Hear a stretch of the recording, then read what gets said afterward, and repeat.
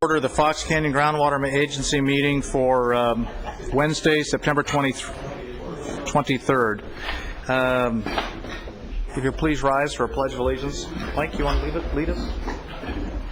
I pledge allegiance to the flag of the United States of America and to the republic for which it stands, one nation, under God, indivisible, with liberty and justice for all. Okay, roll call. Chair Mulhart? Here.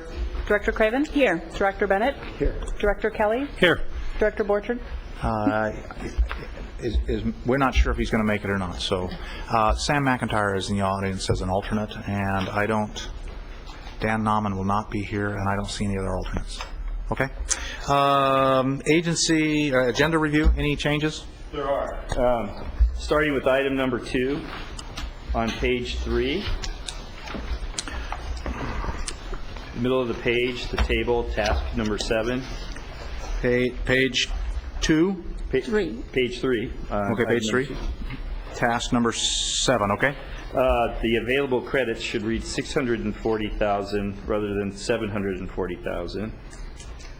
The amount used per year, or earned per year, should read $53,000 rather than $45,000. And that first sentence, just after the box, should say that agency staff completed its latest evaluation, not a final. That's a work in progress. Okay. Item number 7 was missing the attachment 7A. I think it's been handed to each of your board members. It looks each of the board members. It looks something like this. Okay. It's a form. And then on item number 10 in the agenda, it doesn't have a presenter. Item number 10 will be presented by Brian Bondi, and that's it. Okay. Miranda Davis here. Okay. All right. Any other changes other than the ones that have been mentioned? Okay. The agenda is published then with those changes. Public comments. Anybody in the audience want to make a GMA comment that's not on the agenda? Mike.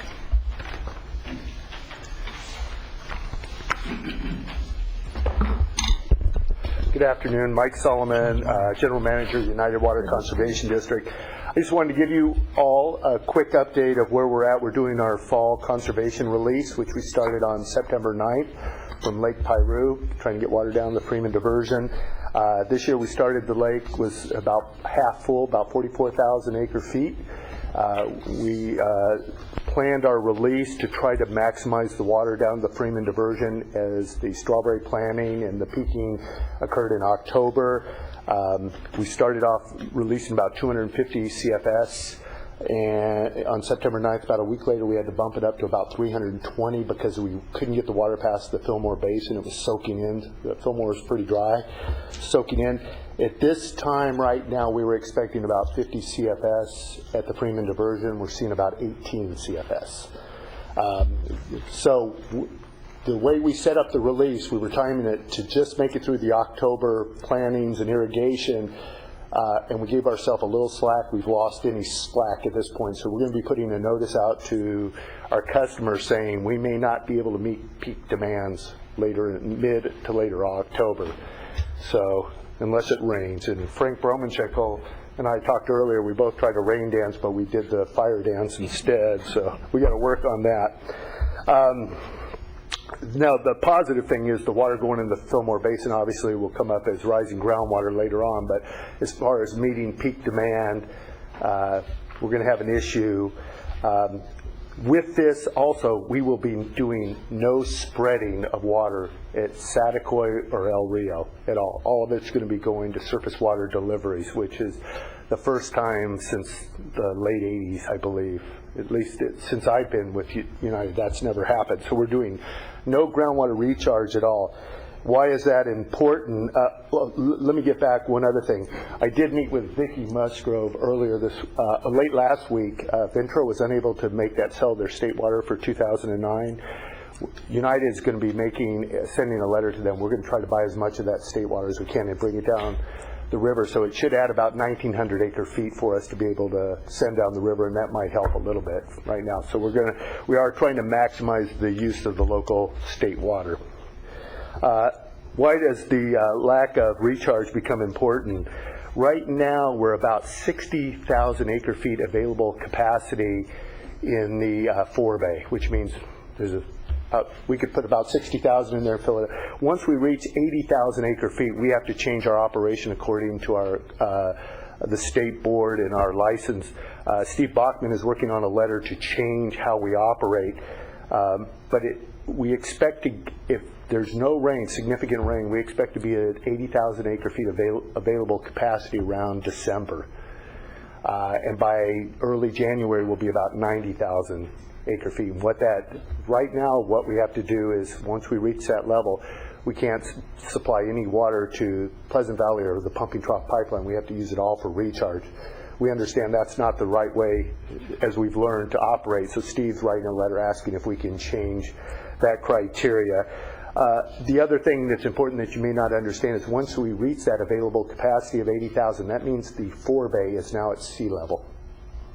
So we are at a critical stage. We need to, and I wanted to bring this up because a lot of the items you're going to discuss today are tied to this kind of information in the discussion. So that's an update. Steve Bachman's here, our groundwater manager. Tony Morgan are here if you want any additional information on the groundwater status. But right now it's not awful news, but it's going to be tight.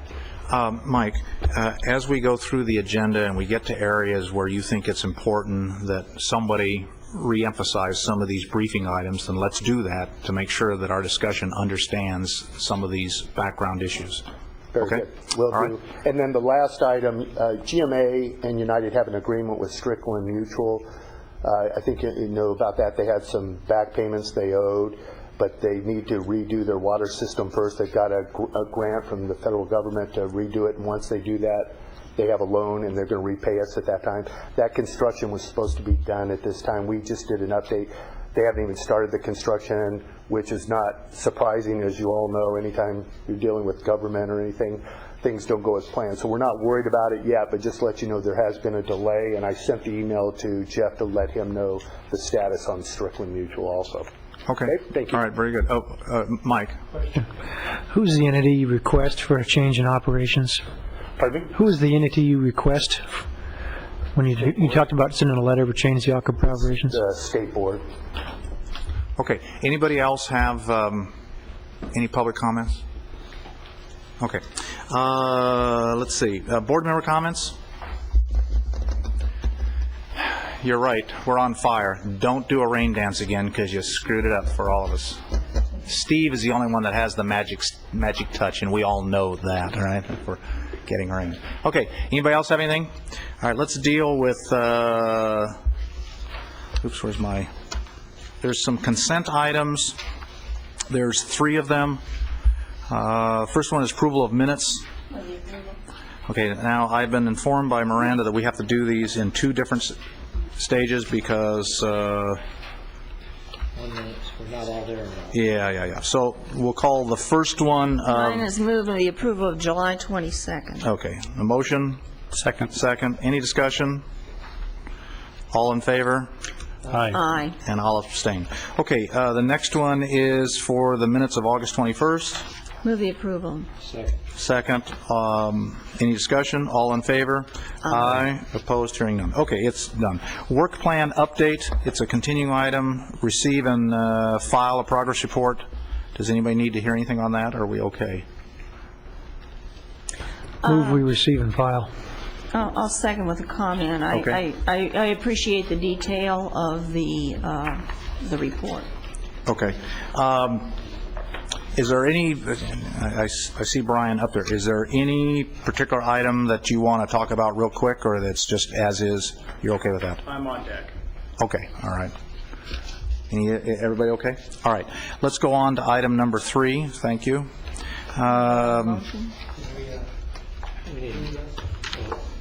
This is all consent items, so we Yeah. need 1 motion for the whole consent calendar, right? Yeah, let's just make sure there's nobody wants, there's no specific items for item number 3? So let's have a motion for all the consent items then, somebody? Well, we already did number 1 in Oh. 2 motions. Let's do number 2 then. A motion There's a to, motion and a second on the floor. oh, I'm sorry. Then all in favor? Aye. Aye. Okay. Item number 3? Move to receive and file. Second. Okay, any questions on that one? All in favor?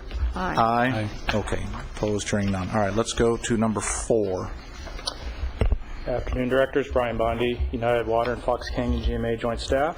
Item 4 is our routine Las Postas Basin Specific Management Plan update.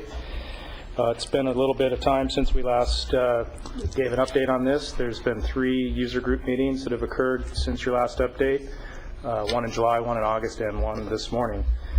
In your agenda packet for your review as you see fit are the meeting materials for the July and August meetings, items 4A and 4B.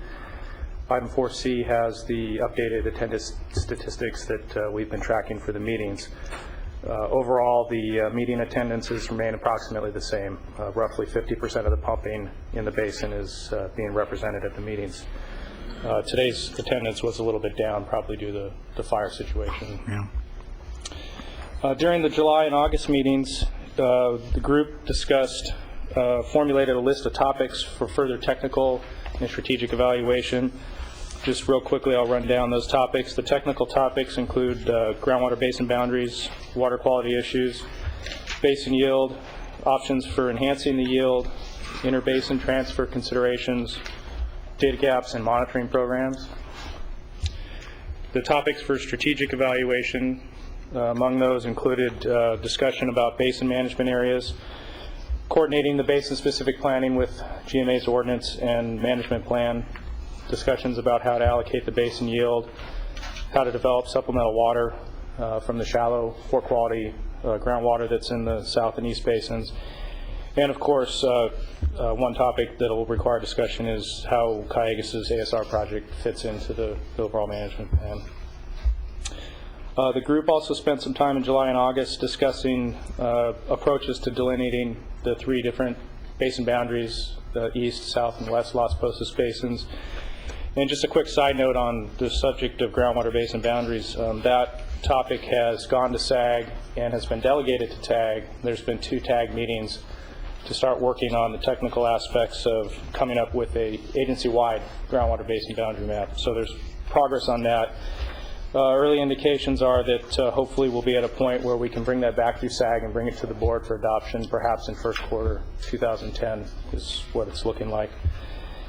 A third item that the users group has been talking about in July and August, or discussed in July and August, is this idea of how to coordinate basin-specific management with the GMA management plan and Ordinance 8.1. I think I briefly mentioned that in July. This is also an item that we've taken to SAG for discussion, as there's broader implications for other basins and other areas within the GMA. So the goal is for SAG to develop some recommendations on how to go about coordinating basin-specific management with the GMA. Real quickly, this morning's users group focused primarily on a discussion around this idea of how to reclaim and allocate the poor quality water in the south and east basins. I also gave a brief presentation on some very preliminary estimates about how much of that water exists in storage in the basins.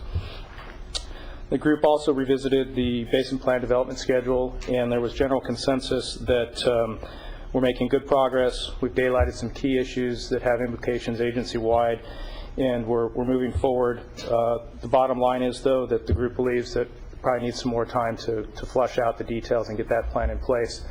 And it's likely that there'll be a recommendation for the board to extend Emergency Ordinance D. The number we talked about this morning was on the order of 6 months. When does that ordinance expire? End of the year? End of calendar year. Okay. Essentially, that concludes the update on this item. Okay, there's 2 meetings left. There's the October meeting, and then we do a combined November, December meeting in early December. So if you need us to deal with that, we have to have the appropriate time and hearing space to get this done. Otherwise, we're going to be... Understood. I'll coordinate with Jeff on. All right. Chair, might I propose that we just ask to have an agenda item no later than the December meeting? Well, does the December, if we vote on it in the December meeting, it's not a multiple reading kind of thing, is that correct? That's county council. It is not. It could be handled at one meeting. Okay, so no later than the December meeting is the, yeah. Al, if any subject is introduced in there other than continuing the existing, is that still a one read, or would it become a two read? It's still one reading. There is no second reading either under the GMA Act or any policy that your board has adopted. Okay, so not later than the December meeting. Okay. Got it, All right. thank you. Move on to item 5? Yes. Anybody else have anything? Receive and file it? Yeah, we'll receive and file. Move to Everybody okay with receive it? and file. Okay. Any dissension? Okay, it is. All right, move on to the next item. So moved. We've got some slides for this item. Give them a second. While we're waiting for the slides here. Item 5 is a informational item. What we're talking about here is we're basically giving you an update on staff's progress working towards updates of the ordinance 8.1, and we'll be looking for some board feedback on a couple of items. 5 years. Got a little ahead of myself there. The two items we'll be looking for feedback on are our overall approach to updating the ordinance, and basically that boils down to, do we do it all at once or do we do it incrementally, take specific issues and bring them one at a time or as groups.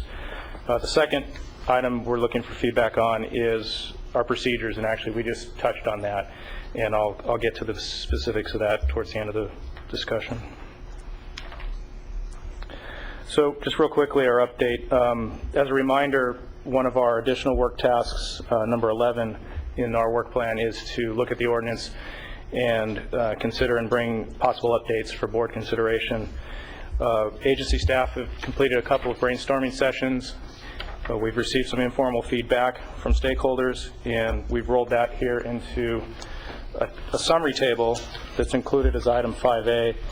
And I don't propose to take you through this table in detail. I will hit some takeaways, though.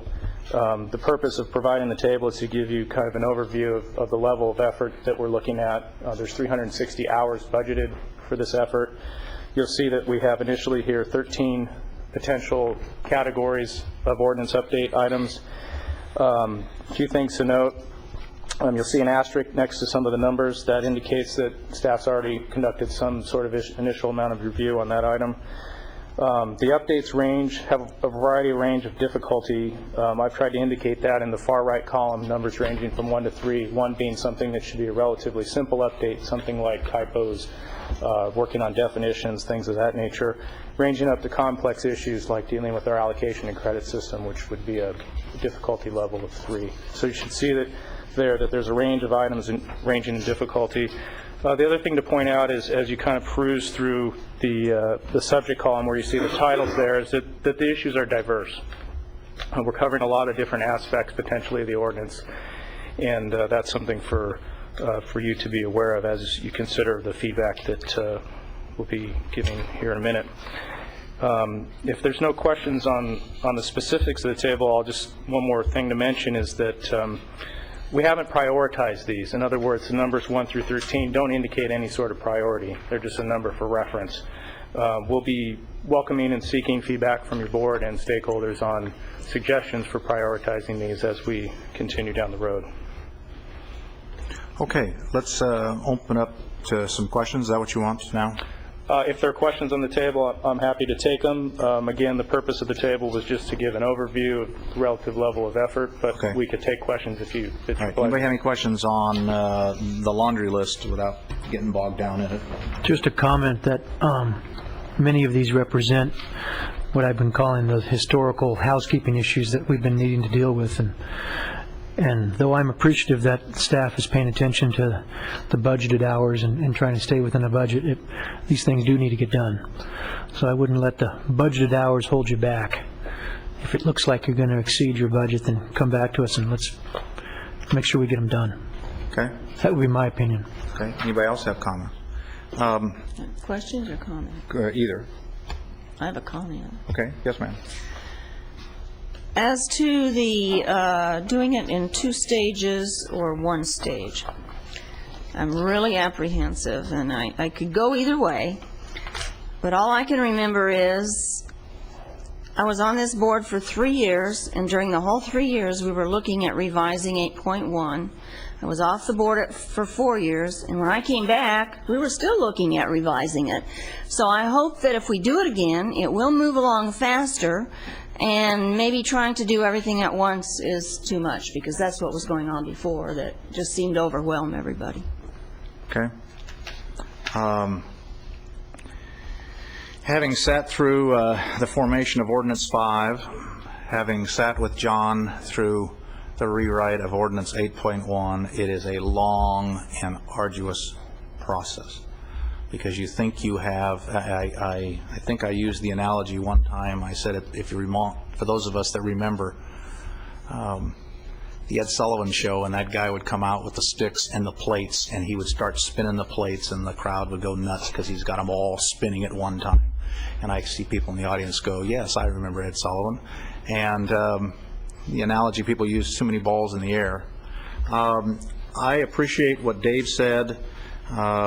This is housekeeping. This is what we do. It's the roadmap by which our constituents have some sense of how they have to manage their business and how we have to rule. It has to be done.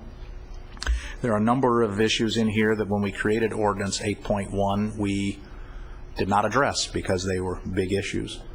I think the perfect scenario would be that we race through them, get them all done, and get it done in one shot. I don't think that's practical. And what I would propose is that we set some markers for adoption dates, and maybe once a quarter we adopt some of it and we start whittling it down. The heavy lifting items will probably be the last items we adopt, but there are items that have a relative difficulty of 1. We ought to lump those together and get them done. Maybe start clearing the table of problems. When you get into issues about credits and what are the policies of dealing with credits, that is going to be a lengthy discussion, because it is one of the key elements of how we've run the agency, and we're talking about changing that process because we got to deal with the credit issue. Mm-hmm. So I can't tell you it should be 1 reading, 1 adoption, 2 adoptions. I don't know. I don't know what the answer is. I do know that I think I agree with you, doing it in 1 item and letting the most difficult one control the day, I don't think is practical. So my direction to you, staff, would be put your thinking cap on and see how you can clump them into 3 different, I'd go with 3 different adoptions, and maybe all of items 1 and a couple of 2, all of 2 and a couple of 3, and then the last one we take out is, I don't know. Whatever you think would work, I'm okay with. If you think that you can get them all done in one big swoop, that's even better, but I doubt that you can do that. Okay. Steve. I had, unusually this time, I had trouble following you because I'm too young to remember Ed Sullivan's show. I don't believe you, but I would. I was a small child at the time. But my comments are fairly similar to yours about this. Just looking at it in terms of trying to bite this off, it seems that there is a logical progression. Looking at the ones and getting the sort of the definitions, all that stuff cleaned up, and then because there's a progression. What we do with the 2s might influence what we do with the 3s, in some way. So it looks to me like a fairly natural break right now, but I'm certainly willing to be flexible as this starts to unfold, and maybe to try to look at this in 3 shots. The question I really have, the meat of this, and the thing that's really important are the 3s that are listed here. I mean, that's really where the rubber's going to meet the road for us. So my sense is these all 3 would be healthy to do in some contained conceptual time frame, So you're about the same topic, which is you got a basin that's in trouble, and we've got to do something about it. We can't stay with the status quo. So that theme runs through all 4 of these as we decide to do it. But maybe it's that we decide we're going to over the course of a year, 1 quarter for each one of these 4 items, something along that line, but to try to group them together. And again, having 1 and 2 done before that strikes me as being helpful. So ideally, a 3-step process with the most time budgeted for the 3. But that's all subject to, let's see how it all unfolds. So. Okay. I just have one more comment. Yeah. We talk about 3 and lumping the 3s together. Somehow, I think it's the difficult things that are going to require the most discussion and the longest time. So it might be good to do, for staff to consider doing some of the 1s with 1 3. And the 2s with another 3, because those are the things that we really need to do. I mean, the typos are great, and it's not going to take a lot of time, but the extraction allocations and surcharge, the credits, those are the things we really need to get working on. So I think we need to take them in order of importance, too, not just say the first year we're going to do the really easy stuff and leave the hard stuff for later, because it's the hard stuff that's going to really bog us down. And I don't know that we can, I think that if we took all 4 of these 3s together, relative difficulty 3s are what I'm talking about, then I think that could take a couple of years, maybe 3 years. So I think we need to get started on some of those. Okay. Mike? I was just contemplating that. I think you're quite right. However, we'll get 3/4 of our first attempt done, and we'll do if we combine a 1 and a 3, we'll get the 1 done that day, and the 3 will take us the next 2 years. So for me, I would try to get as many of the easy ones done, if we could, relatively early, because I agree, when we start hitting the difficult ones, they've been pondered at length previously, and they'll probably get pondered at length again. So, some of this stuff seems to me to be really easy to get done, and if that were the case, getting it out of the way so we're not still dealing with it. Okay. Dave? These are ordinance amendments we're talking about, correct? They're not resolutions so they're actually contained in the ordinance. That's correct. That seems to be a lot less confusing if people were trying to read our rule book, that everything's in the same place. If we've got multiple resolutions scattered all over the place, I mean, that's theoretical, but I could see how a person trying to deal with all the regulations might have difficulty knowing where all the information was. That's just one comment. But my other comment was that probably, in my mind, credits might be the most contentious issue of everything on the list. And in my mind, perhaps the least priority in terms of accomplishing our immediate goals of solving some of our initial housekeeping issues and developing our professionalism in the agency. So I'm not saying it's not important, but that's just a comment. Okay. I think what you're hearing is that the board is very flexible to how staff, as you start getting into this, and you have the go to make this a multiple presentation, multiple adoption process. The most efficient way to do that, you're going to have to sort that out. And I think you're hearing that there's a lot of flexibility on the board. We recognize the importance of getting it done, and we need to do it sooner than later. And having, as I said, sat through 2 of these process to get to this point with a very small group, it's very difficult. These are very difficult issues. And by the way, in '64, when Ed Sullivan had the Beatles on, I was in high school. So just to let you know, I think some of the people... He had the Beatles on? Yeah. Get out of here.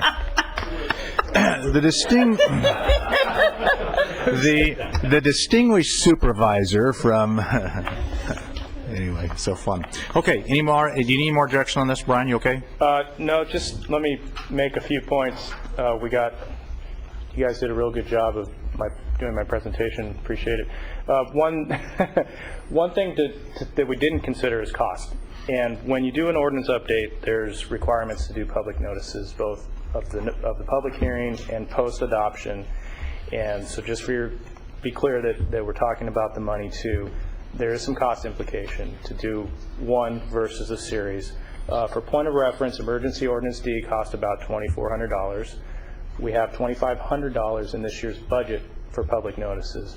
So if we bring more than one or two, we're probably going to have to go to contingency or request to go to contingency. So there is some cost implications to consider in the discussion that you just had. But it seems to me, from my perspective and staff's perspective, that the benefits of making incremental progress outweigh those costs. And so that would be the other thing I'd ask you to comment on. Okay, and I understand the cost, and I'm glad you brought that issue up. I do think that the biggest way to get these items passed is to have smaller increments, so that as the constituents go through these issues, they don't have to wrestle with the U.S. government's 1,000-page bill that they got the night before, and we're not to play that stupid game. So. It's something that we're now aware of. There's a budget issue, but I think we have to break it down into smaller packages, and that's just a cost of doing business, because we'll get it right better than trying to make it into one big package. Okay? Okay. Anything else on this item? Just procedural, real quick on the procedures. The enacting legislation only requires a single hearing, notice public hearing, and then adoption. The staff are recommending that we do two. We break it up as follows. In 1 month, we come with the item as an informational item. We'd receive public comment, board feedback. Come the subsequent month for the actual real public hearing and adoption. And so we wanted your feedback on that. I think it's in spirit of the town hall approach. Yeah, that's okay. I'm okay with that. Everybody okay with that? Two-step process? Okay.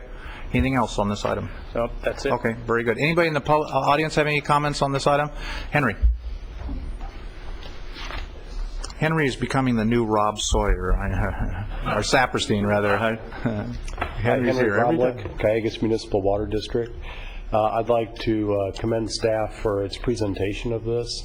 Getting the entire view of all the topics that you're going to be addressing in the ordinance in a capsule form, I think, is a much better way to proceed than multiple full ordinance red lines again and again, and I think it will facilitate discussion to really address the issues and try to determine what the policy is trying to accomplish, and then when we have consensus on that, translating it into the ordinance, I think will be an efficient and effective way of dealing with these issues, and it looks like you've taken a good first step. Okay, thank you, sir. All right, anybody else? All right, let's go to the next item, please.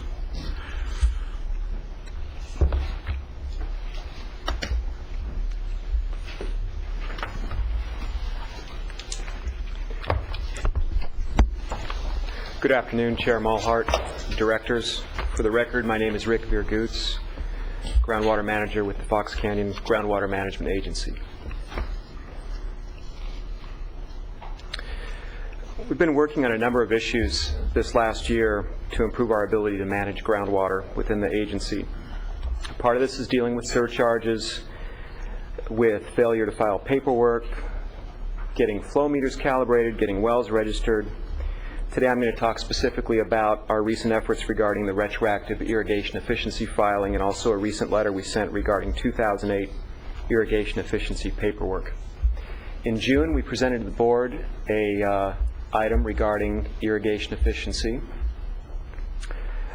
regarding not filing the paperwork and not paying the surcharge for municipal and industrial operators, and also surcharges on the books from 2005 and on back. We weren't sure if we should try and collect them or waive them. After the meeting, the board directed staff to send out letters stating that the operators have been assessed surcharges for 2006, 7, and 8. And for the agricultural operators, they have the option to pay a one-time $500 civil penalty and file the irrigation efficiency paperwork retroactively, or pay the surcharge. If the surcharge was due, pay it in 30 days, and surcharges for 2005 and prior were set to 0. So now regarding the recent 2008 irrigation efficiency paperwork letters, we sent back 58 paper forms to people because they lacked required information. We couldn't approve them. They had math errors, or they were lacking signatures, or maps in some cases, and we found that without us being able to improve them, we needed to return them until such time as we could make a final determination. We provided people who received that letter 30 days to return the paperwork. If we didn't get it back, then we would have to look at assessing surcharges. About 2 weeks after sending those back, we sent these retroactive irrigation efficiency letters out, and that's where we made a mistake. We sent these letters to 20 operators that shouldn't have received them because they still had 30 days to correct their paperwork and get it back to us. So it wasn't because they didn't apply, but it was because they applied and their paperwork wasn't in order. We gave them 30 days, but we sent them the retroactive irrigation efficiency letter before the 30 days was up. Here's a graphic. Here's the sort of the time chart for the 2008 irrigation efficiency letters, and there was some overlap you can see here. It affected 20 owner-operators, and when we realized that we'd sent those, we called most of them. I remember meeting with Dave and Sheila and said, look, let's call them, tell them that we goofed, and that they can set that letter aside. We'll review their 2008 paperwork when they get it back.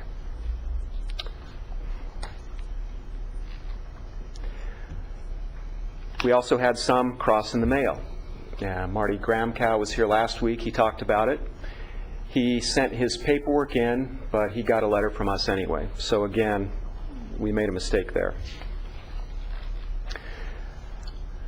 20 operators were affected. We've since called them all again.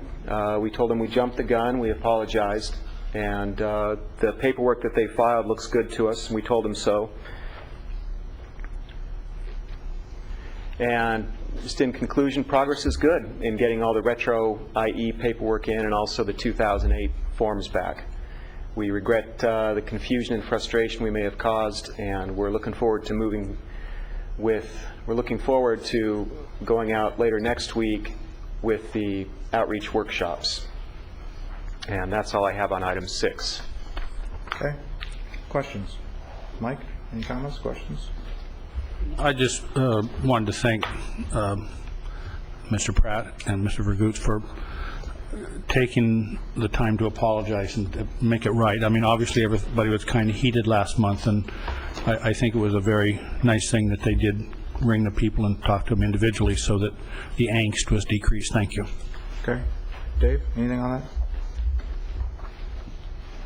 Okay. All right, good.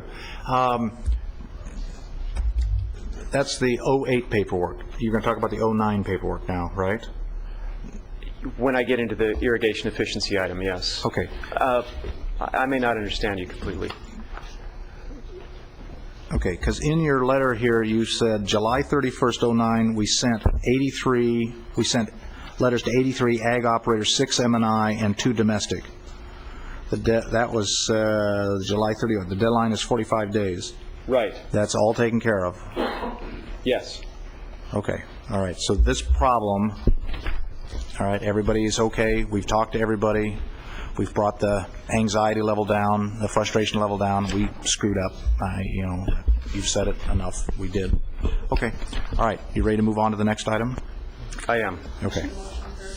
I move to receive and file both, what was that, item 6, item 5, and 6.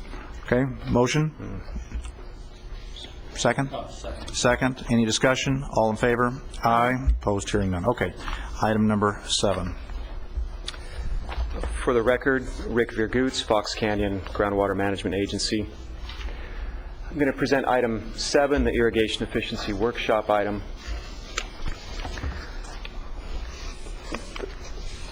Just a little bit of technical background. What is irrigation efficiency? Well, Rick, can I interrupt just for a moment? Yes. This item was brought forward as a request, at the request of one of your board members, and it's essentially designed for the person who doesn't do irrigation efficiency forms on a daily basis to understand the way it works in Fox Canyon, so hence the workshop moniker. And with that, I'll turn it back over to Rick. thank you. Within the GMA, we have a number of different extraction allocations that the operators use. Some operate under a historical extraction allocation, some operate under baseline. Many operate under what's called an irrigation efficiency extraction allocation. Well, what it is it's an alternative extraction allocation that is for people who installed wells or came onto the scene after 1989, following the base period, or those people or it's for those people whose historical extraction allocation isn't sufficient to do what they need to do. It's only for agricultural operators. To get it, the operator has to file paperwork at the end of the year after the growing season is over, and the operator reports the total applied water, the total irrigated acreage, and the FCGMA allowed water. Just big picture, the last couple of years, extractions in the GMA have been around 130,000 acre feet a year. About 80,000 of that is agricultural. The number of agricultural operators filing for irrigation efficiency has grown steadily over the last few years for a couple of reasons. One would be cutbacks in historical have made that necessary, or moving to more water-intensive crops have made that necessary. So here's how it works. I'm just going to talk about this slide briefly. Obviously, this is a cartoon, and what the grower will do is, at the end of the year, he will report how much water was applied to the crop, the irrigated acreage of the crop, and he'll check the FCGMA website for the weather station data to find out how much water was allowed. Now, just real quick, regarding how much water is applied, we've got some reporting problems with this, also with irrigated acreage, and we think we can solve those with more outreach, but let me tell you briefly what these problems are. Regarding how much water is applied, some farmers or growers have one well, 1 meter, properly calibrated, and they know how much water they put on their crop every year. It's very, very simple. Some farmers may have more than one source of water. Sometimes there's confusion. We get phone calls. Do I have to report all sources of water or just my well water? The way the ordinance is set up, all water that's applied has to be reported, but we don't always get that. Sometimes we just get the well water, and the concern with that is that it causes the calculation of efficiency to be extra high, because it indicates less water was used to grow the crop than what was actually used. Similar issues with irrigated acreage. Some farmers will report the total acreage of the parcel, but the ordinance requires that the irrigated acreage itself be reported.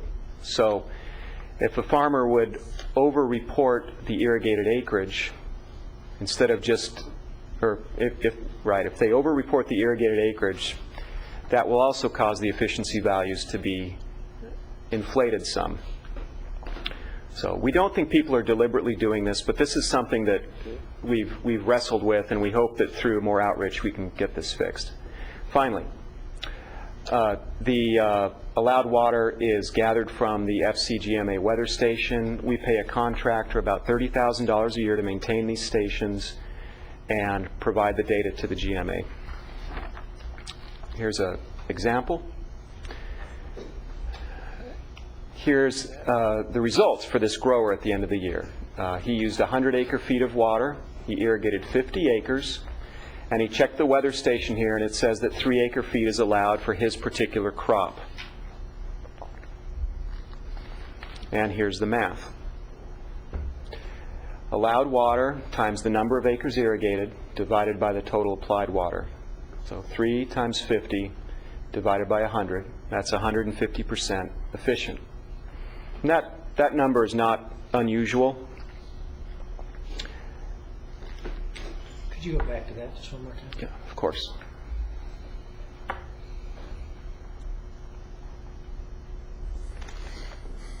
So when you say 150%, all right, as long as the applied water, all right. Right.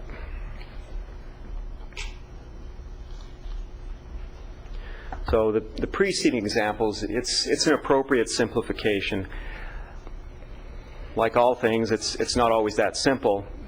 Sometimes the calculations are more complex for the operators to carry forward.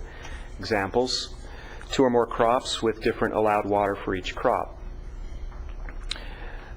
Adding to that, some growers have more than one planting and harvesting during the course of a year. It makes writing these things down and recording them a little bit more complicated with our existing system. And I mentioned earlier the multiple sources of water. Sometimes this is a relatively simple thing to quantify. Sometimes it may not be so simple to quantify.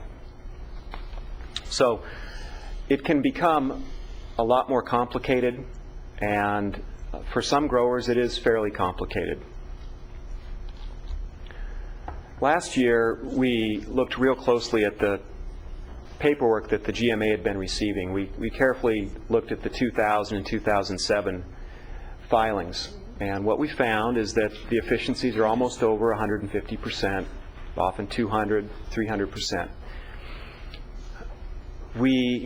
This didn't come as a surprise to us, but we wondered if something was wrong. So we checked in with Dr. Faber with the UC Cooperative Extension.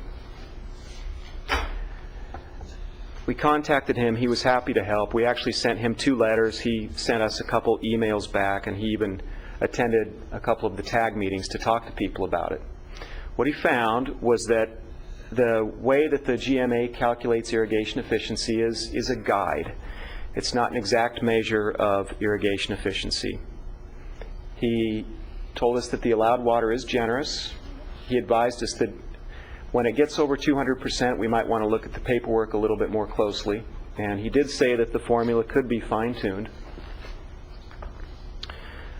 We received input from others, and we contacted 2 more irrigation efficiency experts, Dr. Larry Schwankel of the UC Kearney Ag Research Center, and also Dr. Stuart Stiles of Cal Poly San Luis Obispo. On September 10th, we met with these 2 gentlemen and Dr. Faber, and we had a good discussion. They confirmed what Dr. Faber told us, and they also put a finer point on what we understood, but they put a little bit of a finer point on us. They said, you're not really calculating irrigation efficiency. The way the math is now, you're calculating percent efficiency relative to the allowed water. And since we're not calculating actual irrigation efficiency, it can make it more complicated to determine if there's any inefficiency in the irrigation system. We don't think that there's widespread wasting water within the GMA, and I think one way to look at that would just be to look at the high efficiencies that are already reported.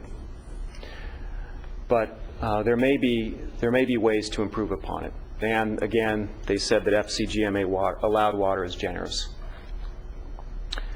Just real quick, the experts look at irrigation efficiency like this. They look at plant required water divided by the water that's applied. And they told me a typical result is 80 or 90%. And the plant required water term that the experts use is a very focused term, has to do with the actual plant and what it needs. In the FCGMA, we do it a little bit differently. We use FCGMA allowed water divided by the applied water. And here, the typical result is 100, 150% or more.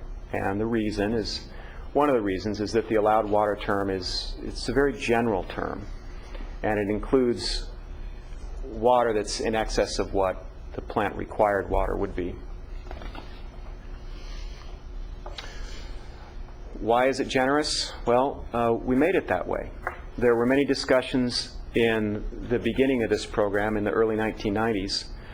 The program was new. The technology was relatively new. It was improving. And what we determined is that at the time, the staff made the recommendation that allowed water be generous. They exercised an abundance of caution, and I think it was probably the right approach.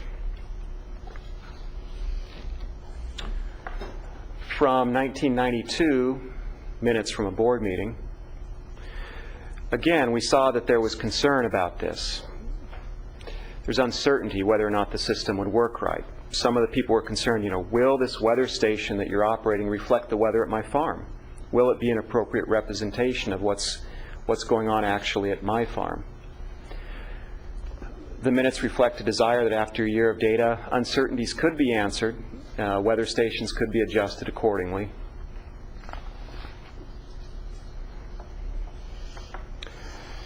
More on the uncertainty that existed at that time.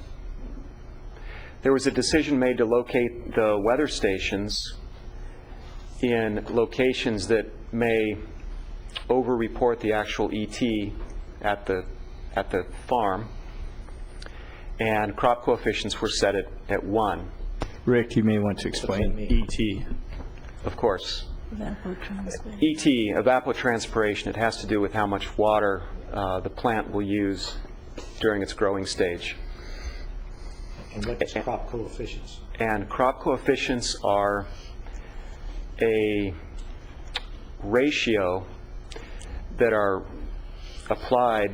Let me try it a different way. A standard crop that we use here, and I think CIMAS state weather stations in general use cool season sod, and it requires a certain amount of water for given weather conditions. But not all plants require that same amount of water for the same weather conditions. Trees, for instance, don't require as much water. So if we would multiply the amount of water that the cool season sod needs by a factor, a crop coefficient, say 0.7, for a tree crop, it would tell us that that tree crop needs 70% as much water as the cool season sod does. So we have tree crops here in the GMA, of course, and we have strawberries and we have sod, but we don't scale our allowed water downward using crop coefficients for these. It's all set on what sod is. We apply a single standard, single crop coefficient regardless of the crop.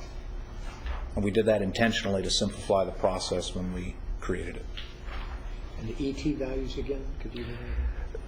The evapotranspiration tells us how many inches of water the plants would require. What it essentially says is that on a hot day you need to drink more water, on a cool day you don't need to. So it varies to reflect the fact the tree or the plant is trying to cool itself with water.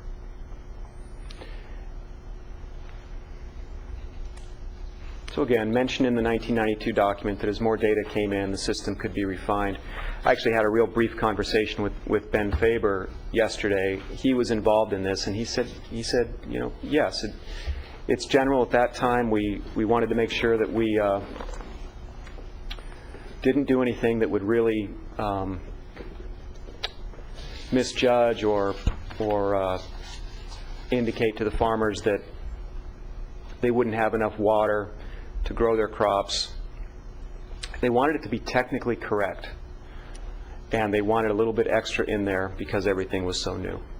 I will tell you that one of the factors that was discussed when we did this was, first of all, we're bringing online a new ordinance, and we never in this county had these kind of restrictions. So, you put up speed limit signs, you kind of set the bar high because people aren't paying attention to speed limit signs. So that was a factor. Second of all, our understanding of the aquifer when the GMA was formed was significantly less than our understanding of the aquifer today. And we took a clear common pool approach to everything we did. So as time has gone on and people are used to the efficiency process and this whole question, you can see we dealt with this question a long time ago, and because it was a difficult question, we kind of punted the ball and tabled it because it was working based on our understanding of the aquifer. And what we found is, over time, the aquifer is much more complex than we thought. And now we're dealing with basin issues, and we've modified from Ordinance 5 to Ordinance 8, which gives us some flexibility to deal on by basin basis, and we're coming to the realization that what may work down by Harbor Boulevard on the Oxnard Plain is not the same in the Las Posas Basin, where when we did this, we assumed that whatever happens on the Oxnard Plain is true up in the Las Posas Basin. That's no longer true. So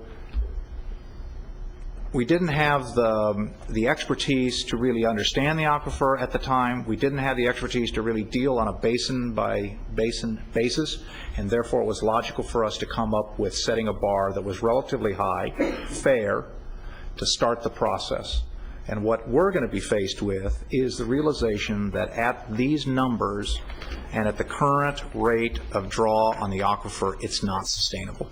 And that came out of the master plan that Steve and staff worked on that said what we're doing will not take us out to the future.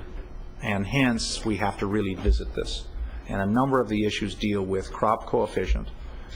And as I listen to this, I'm in my own mind thinking how simple it was for us to say irrigation efficiency.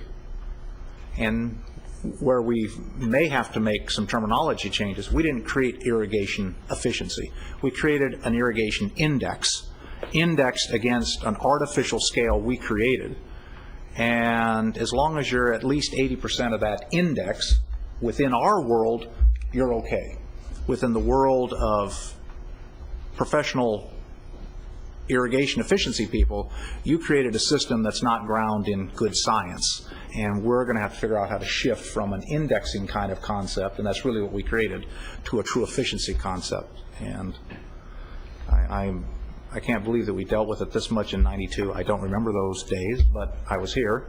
And we're going to have to deal with it now. So anyway. Rick, could I ask you a question? Normally, in addition to the coefficient, you then have a distribution factor and a leaching factor, and that normally then adds a sum which might be greater than 100, but still would be compliant because your starter number would have been maybe your 70 or 80, in the case of avocados, 85.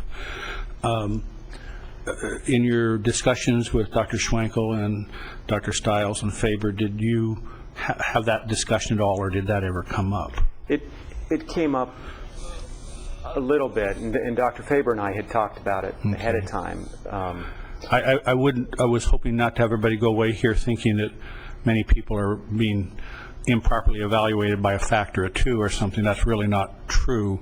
If you go ahead then and take each crop and add your distribution efficiency and add your leaching factor, which is going to be a greater, as we deal with the more and more salty waters, the leaching factor is going to be more and more important, and I'm not sure where that'll be. But I think we're going to achieve greater truth, but I don't think it's quite as great as what this presentation might represent. I think there's still a bit more that, in your study. And I appreciate you making the studies you've had. You've done a great deal of research, and I think we're in a much more learned position than we were. Thank you. Well, that's one of the reasons why we want to rely more heavily on these folks from the University of California and Cal Poly. So the program has changed very little in 16 years, but as you know, the value of the water resource is much higher, demand is higher. We believe the program needs to be updated in order to maintain its relevance. It's very important. The reporting problems I mentioned, we can reduce through more outreach, but what we don't have in-house are IE experts to talk about some of these questions that you raised, Dr. Kelly. So we're recommending that we continue working with Dr. Faber, Schwankel, and Stiles. We propose to do this by developing a scope of work with them that would serve to develop a fair understanding of the crop water requirements. Focus on reducing this extra water that's currently allowed by the ordinance, but not so much that they wouldn't have enough to grow their crops, of course, but so it would give us a better indication of the efficiency and ultimately restore credibility to the IE program. Dr. Stiles requires funding to do the work. He would rely on Dr. Faber and Schwankel to assist in local data gathering or field work. And what we would need to do, if directed so, we would develop the scope of work and seek your approval to bring Dr. Stiles on and Dr. Faber and Schwankel to assist us more. So at this point, I'd be happy to answer any questions that you have. You're not at this point asking for funding. You're asking for what? I'm asking for you Unless to you are say... asking for funding, right? I'm sorry? You're not asking for a specific funding amount at this point? No, I'm asking for the go-ahead to develop a proposal with these gentlemen to study this further, and then I would bring that proposal to the board, and I just wanted to let you know that it would require some funding. Okay. I think all three of these professors are actively employees in the state college system, I mean, the university and the state colleges right now. Yes. So these are not private entrepreneurs out gaming the system, but in the funding of the University of California and the Cal State system, we do have to do some support of them to get them down here. And I'm especially pleased we were able to get Dr. Schwankel down here just by paying his mileage, and that was a freebie if ever there was one. So I really think Rick has done a good job so far of trying to move us along towards the truth. Thank you. From my standpoint, the issue of irrigation efficiency has to be addressed. We have put it off for a long time because it's a very difficult issue, but it has to be addressed. And if we don't have a team of experts that people have confidence in, we're going to wind up creating the model ourselves. And the current model that we have right now, I think, has served us a useful purpose, but in fact it was a homegrown system to get ourselves started, and now we have to move it into the next generation that really addresses the tough issues. That we've got some aquifers that are in worse shape than others, and how are we going to address them. And when we had a annual AWA workshop, and Dr. Stiles came, and I think that's the first time I actually had a chance to listen to an expert that deals in this area. And I think following that workshop we invited him, and now we're using him more. So I would be very pleased if staff put together a proposal on how to go about some process to give us the kind of guidance we need to take a look at making the changes we may have to make. Now, whether we can pass them all is another issue, but we need to find out what that message is. So I would be in favor of directing staff to do that. What do you folks want to do? I agree with you. Okay. I think it's quite important, Mr. Chairman, because you know, since I've been here with you on this board, that was a common statement, you know, coming from many people. They just didn't have faith in it, and that's not a good thing. It causes unrest in the whole thing. So trying to have an accurate approach. Truth is always the best way to deal with it. Yeah. Okay.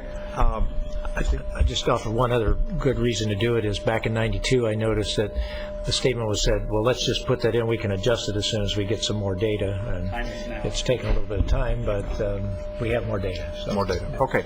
All right. Put together a proposal on how you want to put together this panel of expert scope, you know, whatever you have to do to give us some sense of what the budget is, and then put it back on the agenda, and we'll deal with it then. Okay? Thank you. Everybody okay with that? Mr. Chairman? Yeah. Just as a mechanical point, I think it would be appropriate for your board to take a receive and file with conceptual approval and direction to staff to return as you've indicated. Okay. Can somebody make that motion? I did. Wait. So moved. Okay. All in favor? Aye. Okay. Aye. Then that's the direction. We just passed the motion, and I normally don't do that without turning to the audience, and I apologize for that. Does anybody have any comment on this item? Okay.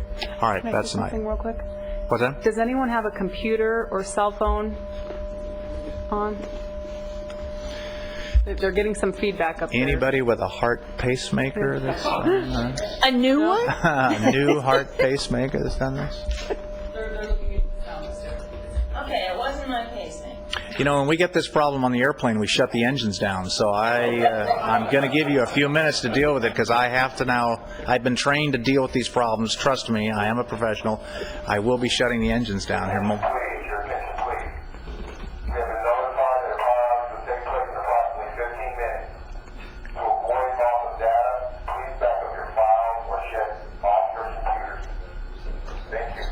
All right. What this tells us is I've got 15 minutes to get this meeting over with. So, all right. Let's go to item number 8.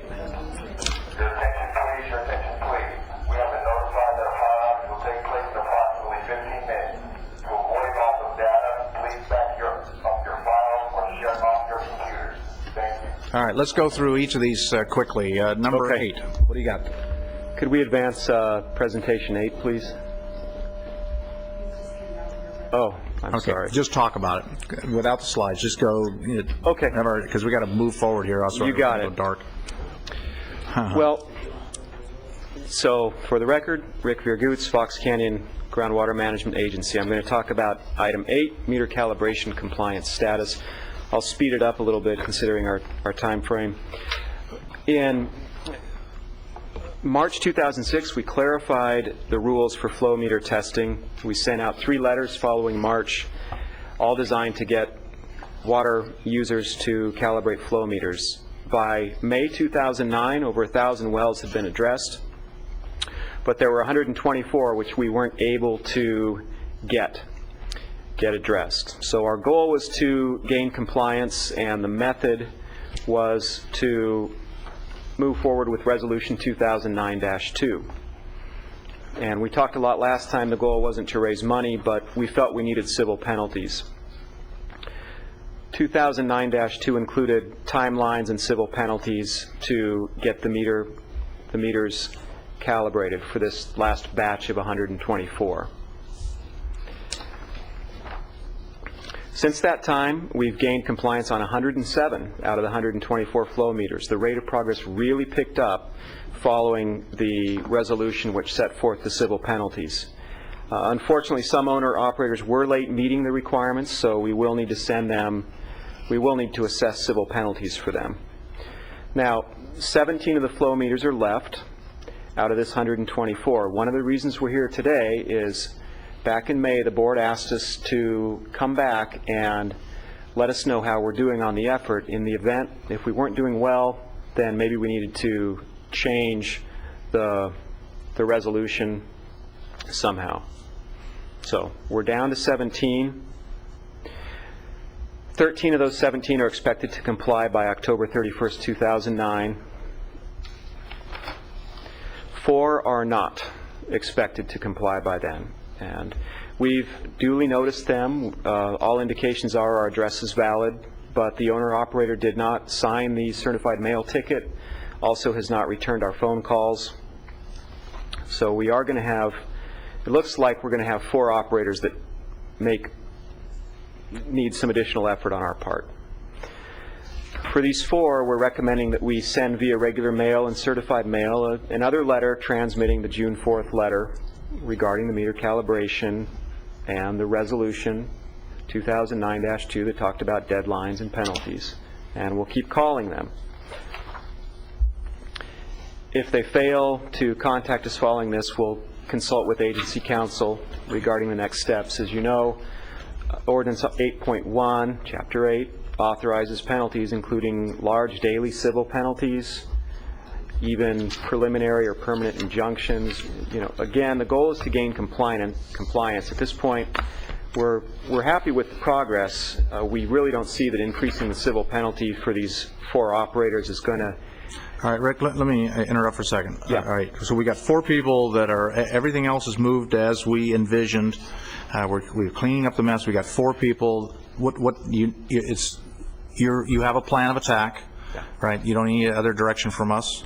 Okay, anybody have any other questions on this item?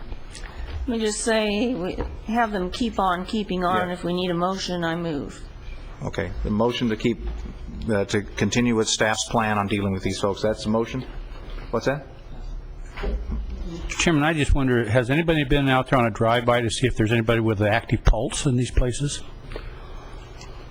The answer is yes. Okay. I have a motion to direct staff to continue doing what they're doing with regards to these 4 items. A second on that? Second. All in favor? Aye. Aye. Opposed? Hearing none. All right. Chair Maher, Yeah. when we do have the power outage, it will be just temporary. The backup will kick in, and we may not even notice it here. That's it. Okay. All right. Your attention, please. We've been notified that a power outage will take place in approximately 5 minutes.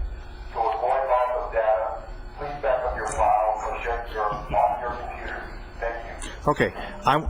The reason I'm pushing here a little bit is I want to get to item number 9, which is, we've got folks from the county here. I want to get on with number 9. We have been notified that a power outage will take place in approximately 5 minutes.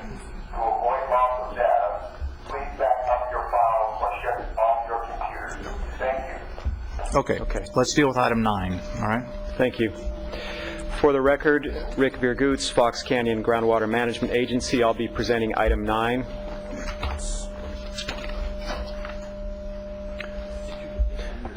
So, I did. No, I didn't get it. Oh, yes, I did. right now, the Fox Canyon Groundwater Management Agency, okay. Right now, the agency manages the groundwater through a number of factors, but one of the things we do is we track extractions with a Microsoft Access database. It was last updated in 2003 to enable easier self-reporting, automatic credit accumulation, things of that sort. It's heavily paper form dependent. That is, our internal processes are paper dependent. There's a lot of manual data entry that we need to do with the existing database.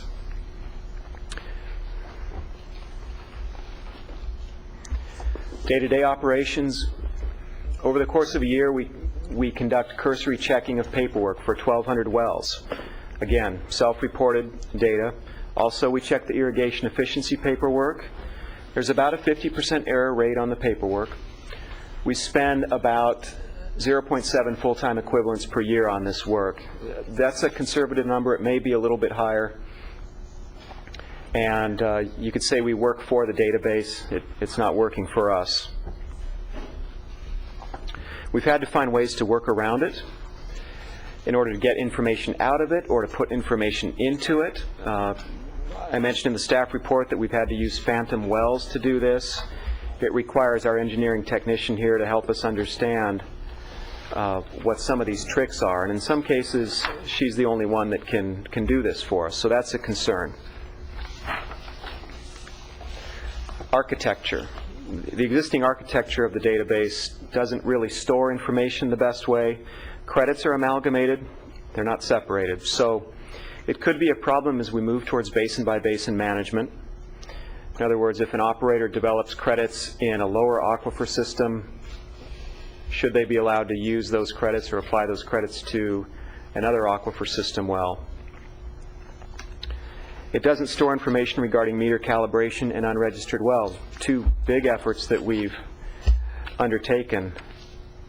We've developed separate databases for this, and that's inefficient. We really need a system that will track it all for us and keep us on schedule. I mean, just the meter calibration effort, which Dave spent a huge amount of effort on. I forgot to acknowledge him in the earlier presentation. Just following up on meter calibration is going to be a huge effort with the existing system. Last year, we also spent a lot of time mapping out the business rules of Ordinance 8.1, that is, going through it, converting it into flowchart forms. Sorry, that blip got me off track here. Yeah, good point. Let me check my watch here. They jumped the gun a little bit. We're on backup power now, though, because when it blinks, so we're good to go. Yeah, we're not stopping. So just real briefly about the business rules. Ordinance 8.1 is a fairly complicated ordinance, and we spent a lot of time going through and mapping out how it's supposed to work. You'll see a flow chart when IT Services presents their presentation. It'll look fairly complicated to you. The one that they're going to show you is one of the least complicated process flows that we have for the ordinance. But doing that work for us helped us formalize our processes in-house. We found some glitches in the ordinance. Some of them have been picked up with the ordinance updates that Brian talked about.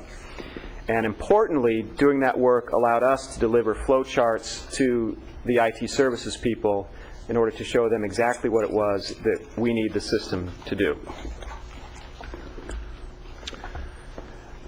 Advantages of a new software system: paperwork burden will be reduced. It'll speed up our in-house review. Right now, we're very paper intensive, not just semi-annual extraction statements or irrigation efficiency paperwork, but also permits for new well construction or requests for allocation transfers. All of these things we can make available online for those that want to use it and speed up our review in-house. One of the great advantages of that, things will be transmitted electronically. We'll get them right away. We can approve them and forward them on to the next person, reducing the amount of paperwork moving through here. It'll allow us to reallocate staff time to better serve customers, and we'll be spotting a lot of errors up front, especially with online reporting for those people that choose to do it. The system will catch the math errors before it comes in here, and that information can then be delivered directly to the computer system without manual input. So our best estimate is it'll cut our existing database workload in half. We estimate the return on investment, as in it paying for itself, could be as little as 2 years, could be a little bit more depending on our estimate.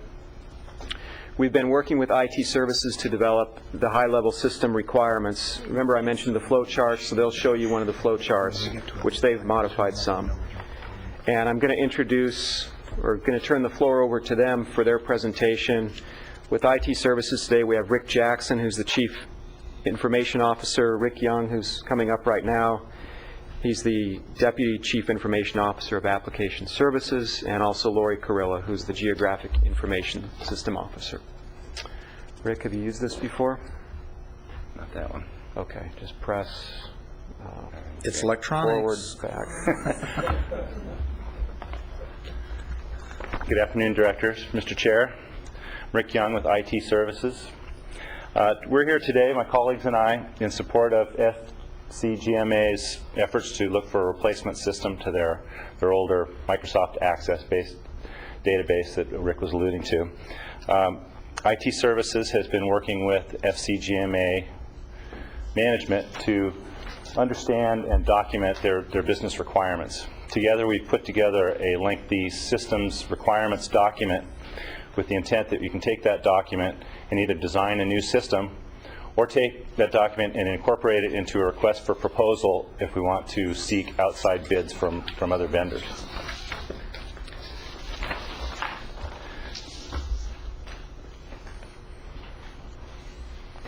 So to summarize some of Rick's points, there are three main objectives of a new system. First, to greatly reduce the number of errors before they get introduced into the database, and significantly reduce the amount of time that it takes for entry of that information, particularly from GMA staff. Secondly, another deliverable of a new system is to provide better tools for customers and quicker turnaround on their applications. And third, provide better information to manage groundwater accounting and all of its related information from many sources. Currently, the self-reporting process is very paper-based and therefore ripe for miscalculations and not getting timely reporting. A new system will allow online processing of information and applications from customers, automatic calculation of fees, cutting down on a lot of the errors that Rick was alluding to, and well owners and operators can optionally define their own automated notifications of when their reporting is due. This relieves the FCGMA staff of a lot of manual data entry. Owners and operators currently have to manually submit not only their applications, but any supporting drawings and maps. A new system will provide online forms to be submitted, automatic approval workflows which can direct submitted applications to FCGMA management and provide customers with that quicker turnaround. Additionally, customers can leverage a GIS module to visually identify well locations With that tool, the system can validate that there are no moratoriums on drilling or other constraints on drilling in the proposed well locations. Customers will be able to define if and how they want to be notified of changes to their accounts, when fees are due, and so on. Better tools for the FCGMA staff will include proactive notifications of past due accounts, automatically routed applications from customers, and a more robust database of well-related information. Not only will the data be better organized, but a wealth of related well, basin, aquifer, and metering information can be consolidated. A new GIS module will provide interactive mapping tools, and any combination of that information can be represented visually on a map. The option for customers will also be available for them to pay fees online if they so desire, using the county's e-commerce solution. So just kind of a visual, this graphic just illustrates that the new system there in the lower middle section there will be available to well owners and operators over the internet, as well as to FCGMA staff in their offices. The new system can also tap into existing systems and data through the county's GIS data repository, and again can tap into the county's online payment processing solution if that's something that's desired. So again, GMA staff has created detailed flow charts for all business processes outlined for ordinance number 8.1. As Rick said, this is probably the simplest one in the batch. So this ought to Tell give me you, you're not going to walk us through this flow chart. I will Please not. tell me you're not It's an eye chart at best here anyway. It's a very impressive chart. I understand it. You can go to the next one. Okay. There you go. All these process flows are included in the systems requirements document, along with descriptions of the desired functionality and current and future data that would like to be tracked. So just to recap, the system requirements aim to provide a host of online applications and self-service tools for owners and operators, and provide more full-featured account information. For FCGMA, the key objectives are to reduce manual processing by the staff, provide better quality checks of information that's being entered and tracked on applications and extraction reporting, and give better tools to staff to report on and analyze data. Mapping capabilities will also provide a visual representation of all the related data. Okay. So before I turn it back over to Rick. Questions? My team and I are available for any questions. All right, hold on a second. What questions do you folks have? Anybody in the audience have any questions? Okay. All right, thank you. And thanks for the detailed analysis of the flow chart. No one else got it, but I got it. Appreciate it. Thank you. All right. As I read through this, there's a number of questions in the summary down here. Let me kind of go through these so we can kind of expedite this meeting if we can. You've broken it down to three obvious questions. First of all, do we continue doing this, or we just stop and stay with what we have? So let's deal with that first one. How many want to stay with the system we have and not change it? I thought we voted on this last. Okay, so we filled that square. All right. That was off the table. All right. So then the next question was, and we had some discussion over it, do we contract with county IT services, or do we put this out to a bidding process? That's where the real punchline is right now. So I'll start down on this side because you guys have been vocal on this issue, and I'll let Dave start. I think we dealt with this question as well last meeting. I think we have a responsibility to stakeholders to put the project out to bid. I don't favor one way or the other, but I think we ought to see what a private vendor might have to say as well. Okay. But I think we already gave that instruction. Right. I lost the argument to get rid of the whole damn thing last month, so I'm on side of making it right this month. I think in honor of the citizens paying for this, we need to have it to bid. I think maybe the county might well be a successful bidder, and therefore I don't think that causes us to do anything other than go through the procedure. And that's why, and I don't know, Mr. Chairman, when you might want to introduce my suggestion, but we need to have it such that it's an even bidding field so that everybody's making the same project that they're bidding on. Point of clarification for the board. This wouldn't be bid. It would be a request for proposals. Bidding is normally something associated with construction and a few other special, where you have a very known specification. So you would take this, what's been created, you would go out to firms, and you would invite them to submit a proposal.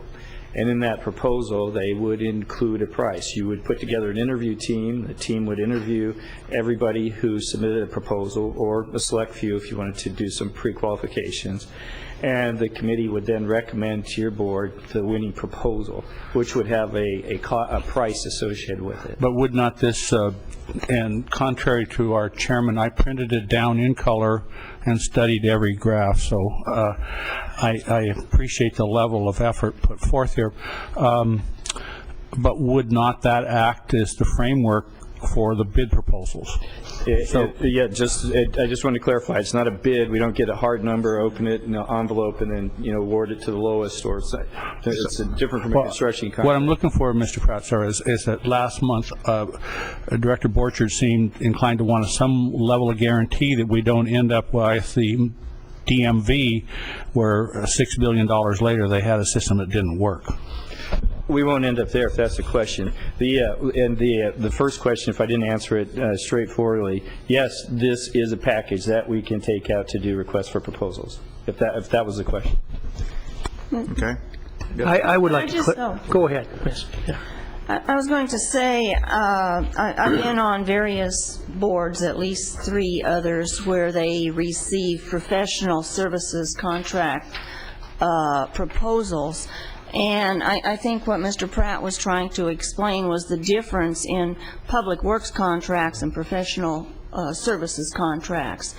In our city and at least 2 other public agencies whose boards I serve on, we receive we put out basically what we want. There's a request for proposals. Various companies or maybe other government agencies submit their proposals in response to what we want.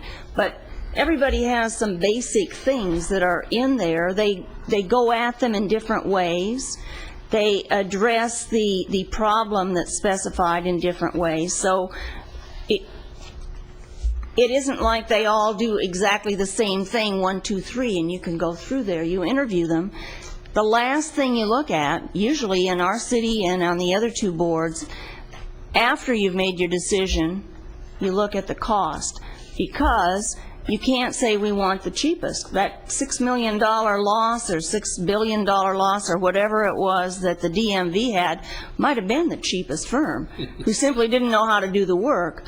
I think that when you're looking at something with what we have, you also have to look at the learning curve. These people already have gone over the learning curve. They know what it is they've been dealing with and haven't been dealing with for a while, as does Mr. Pratt and the other employees who are really county employees whose services we're contracting for to be our employees on a part-time basis. Somebody else we'd be paying for their time and their expertise during that learning curve, which would, I think, increase the price that they'd be bidding for. So I just wanted to explain that I don't think we're going to get something and look at and necessarily select the lowest price. And you can't really make the decision and guarantee the people who are paying fees, fines, and dues, as we might call them, to the GMA and say, we're going to do this for the very lowest price, because you just don't know. Okay. Steve? I don't have any problem with us going out and finding out what's out there, but I think that we do. My biggest concern is having a product that somebody doesn't walk away from us on it, that we don't get ourselves in a bind. And so I think I've heard the words used by staff. They need to be able to look over the shoulder of these people and hold their feet to the fire. So that's what's going to be most important to me. I wouldn't be penny wise and pound foolish when it came to reliability of the work performed. I think we've seen that kind of stuff set up where you have to send every change back to some somebody in, in New York because they set the system up that way and stuff. So. Well, as we were talking about last time, Supervisor Bennett, it depends on the talent of the artist. Right, exactly. And it's an artistic endeavor. As chairman of the Board of Supervisors, are you willing to warrant your employees' work? The supervisor is not required to answer that question on the grounds. I think I'm bonded on that answer. A conflict or something. I mean, I think that, I don't disagree with what you're saying. It's just somewhere along the way we need to know that the public employee cost is not greater than a well-qualified private party. I'm fine. Let's take a look, but let's have all that stuff out on the table. As you go through this staff report, the last item provides direction to staff. The summary says 3 items. It's good that we're having a review of this question process. Part of me says there's a cost of going out to the RFP process and doing all of this analysis and the like. And I don't know what that cost is, but there's a cost of doing that. My biggest concern on any program that you bring on board is not the day it arrives. It's, do we have the support 1 year, 2 years, 3 years down the road? And when it comes time in about 5 years for us to make some major modifications to it, do we have people that have been in place that can do that, or are we with a firm that has gone out of business? And having an older brother that's been in this IT business for a long time, some of you know the work that my brother does for a whole bunch of folks, and I think he's been very successful because he's been there year in and year out, and he sees bad programming all the time, and he's frankly a genius at this. And his big concern when you chat with him is 5 guys at a shop come in, write a program, and they can't support it because the questions just keep coming and coming. Right. So that's a major concern for me. Absolutely. I also, so from one side of the equation, I think that it's to get it done and get on with it and have that continuity of support down the road. I would, if somebody said, hey, let's have county IT do it, I'd say let's get on with it. On the other hand, I have heard from constituents, and the constituents' issue is we are a state agency. We're not a county agency. We have a limited budget, and we owe it to our constituents to spend their money wisely. And in that process, there's a cost of demonstrating not only to ourselves but to our constituents and being able to stand in front of our constituents and say, we went through a process, and at the end of the day, the county won.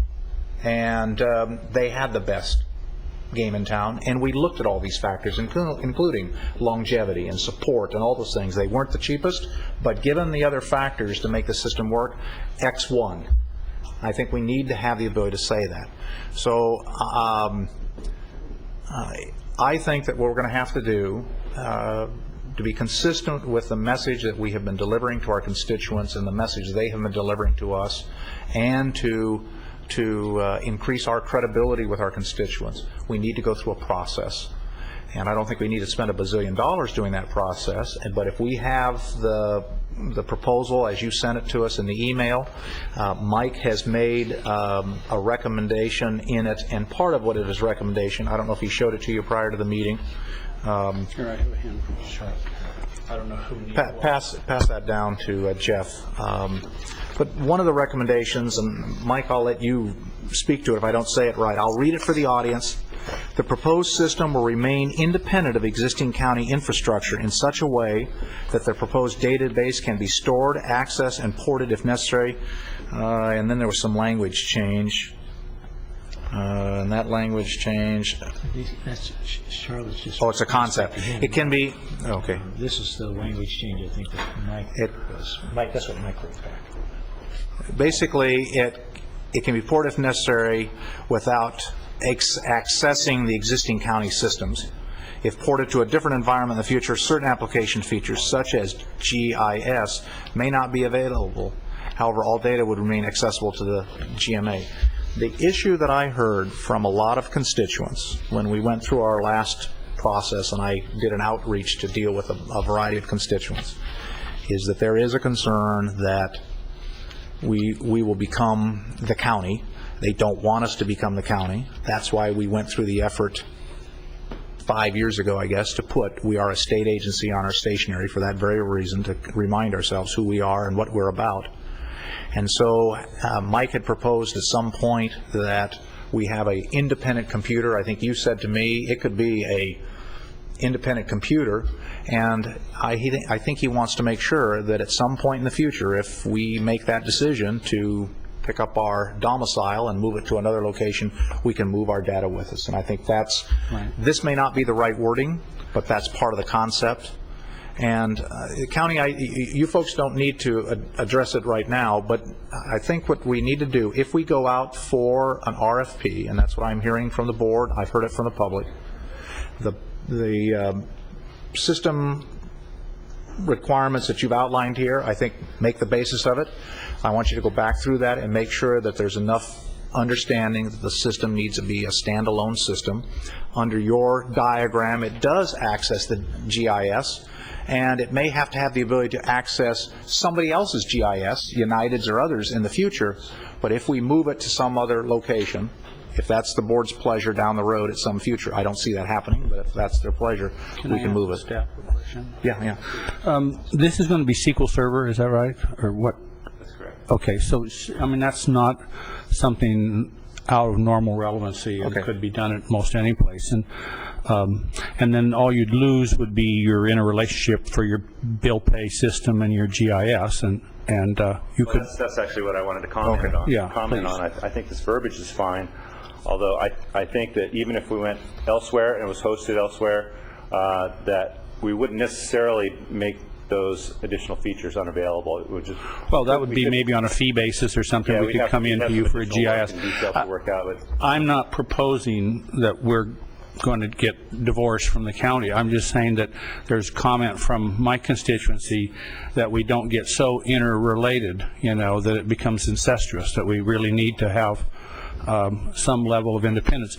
Plus, right now, you got Fran Pavley, part of Schwarzenegger's program, trying to push through a groundwater management. I think it's SB 229.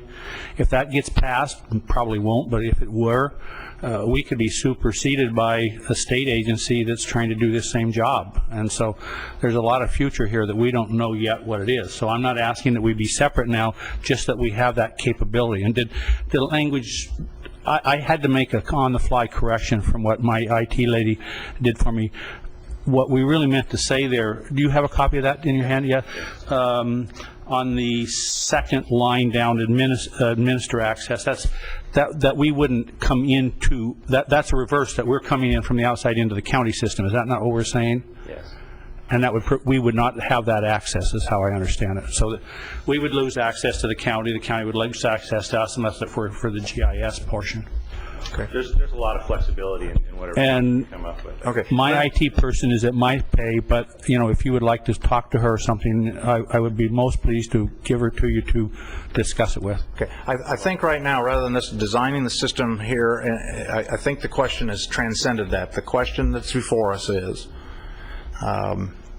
do we direct staff to go to an RFP, or do we enter into negotiations before the RFP to see if we can tie the county down? That's what the question is. What do you folks want to do? With one addition, if you do direct us towards the RFP, it's become abundantly clear from this conversation that there might be the perception of conflict. You may want to think about, given the process that I described to you for selection, either board member or somebody, assigning somebody to be a part of that team that reviews proposals and makes recommendations to your board. Okay, I think that would be a valid process. As part of your RFP, be able to present to the board how you're going to do the review process, and if you want to include 2 members of the board, I'm more than happy to find out who wants to be a part of that team. But so, first question: do we do an RFP process, or do we enter in negotiations with the county? Dave, what do you want to do? I would say we go out to RFP. Okay, Mike. I think at least to get a first pass, I think. Mr. Pratt, could you maybe give us some numerical fly-by number that would give us a rough idea what the RFP process would cost us greater than just playing it the dirty, simple way? I'm going to guess it's going to be in that county staff time, letters, all the interview time, the recommendations, board presentations, probably in that $5,000 range, round numbers. I'm glad it wasn't 125. Mike, do you want to do the RFP, or do you want to go to the, okay, Charlotte, what do you want to do? Oh, I'm sorry. You wanted to say something? That's right. Okay. Okay. I'd be happy to go with the county. I think the one thing we haven't even considered here is that it's going to take probably 90, 120 days to the selection point. And in the meantime, we have a lot of staff time adding up doing everything manually and the way they have been doing it. And we're asking them to do even more if you look at this task report. So I think that whatever, if we did save something, it would not matter because of the additional costs. My comments previously, I didn't want to be taken that I would only be willing to go with the county. I just wanted everybody to understand I'm not interested in receiving proposals, taking a look at the separate envelope that says here's the price, and then selecting the lowest price, because I don't think that's going to give us the proper service. I've been bitten too many times by going with the lowest price. Steve. I'd offer these thoughts as we've been talking about it. I find it difficult. Remember when I find it difficult to say, hey, I don't want to look at these other figures, but I also find it difficult to think that I'm going to find another proposal that's going to meet the threshold of giving me the confidence that our staff can look over their shoulder and actually hold their feet to the fire and we don't get caught. So as Charlotte said, she's had these bad experiences with people walking away. I've had the same thing with people halfway through the project walking away, or people designing it and you don't even know it for the first few months that they've designed it in a way, and you're stuck. And the one thing I do have confidence in is that we can get to these people, and we can put pressure on them, but that there's an accountability there because of the relationship, that they're not going to stick us, they're not going to walk away with it. So because I think that threshold is so, it's that I would view it as that we're fortunate we don't have to take the risk of going out. And because if this was, if we were talking about $1 million contracts and all of that other stuff, but I don't see it in that kind of price range, I think it's more efficient to go that way. So that's the way I would lean. I also have some to accomplish the exact same thing you had, but with some different language, but that's a different conversation. So that's where I'd be with Charlotte in terms of that thing. Okay. What do you anticipate your build-out time to be?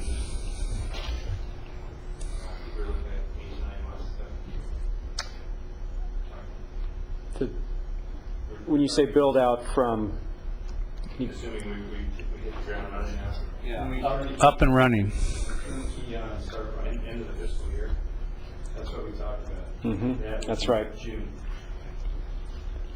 And at the dollar amount that the county has proposed to you that this would cost? What is their number? 25 was our last conversation. Rick, you better chime in now. That's right, Jeff. Oh, excuse me. Okay, 125. Okay, that's what the budget number was. Between 100 and 150, depending on what functionality we ended up choosing. Okay.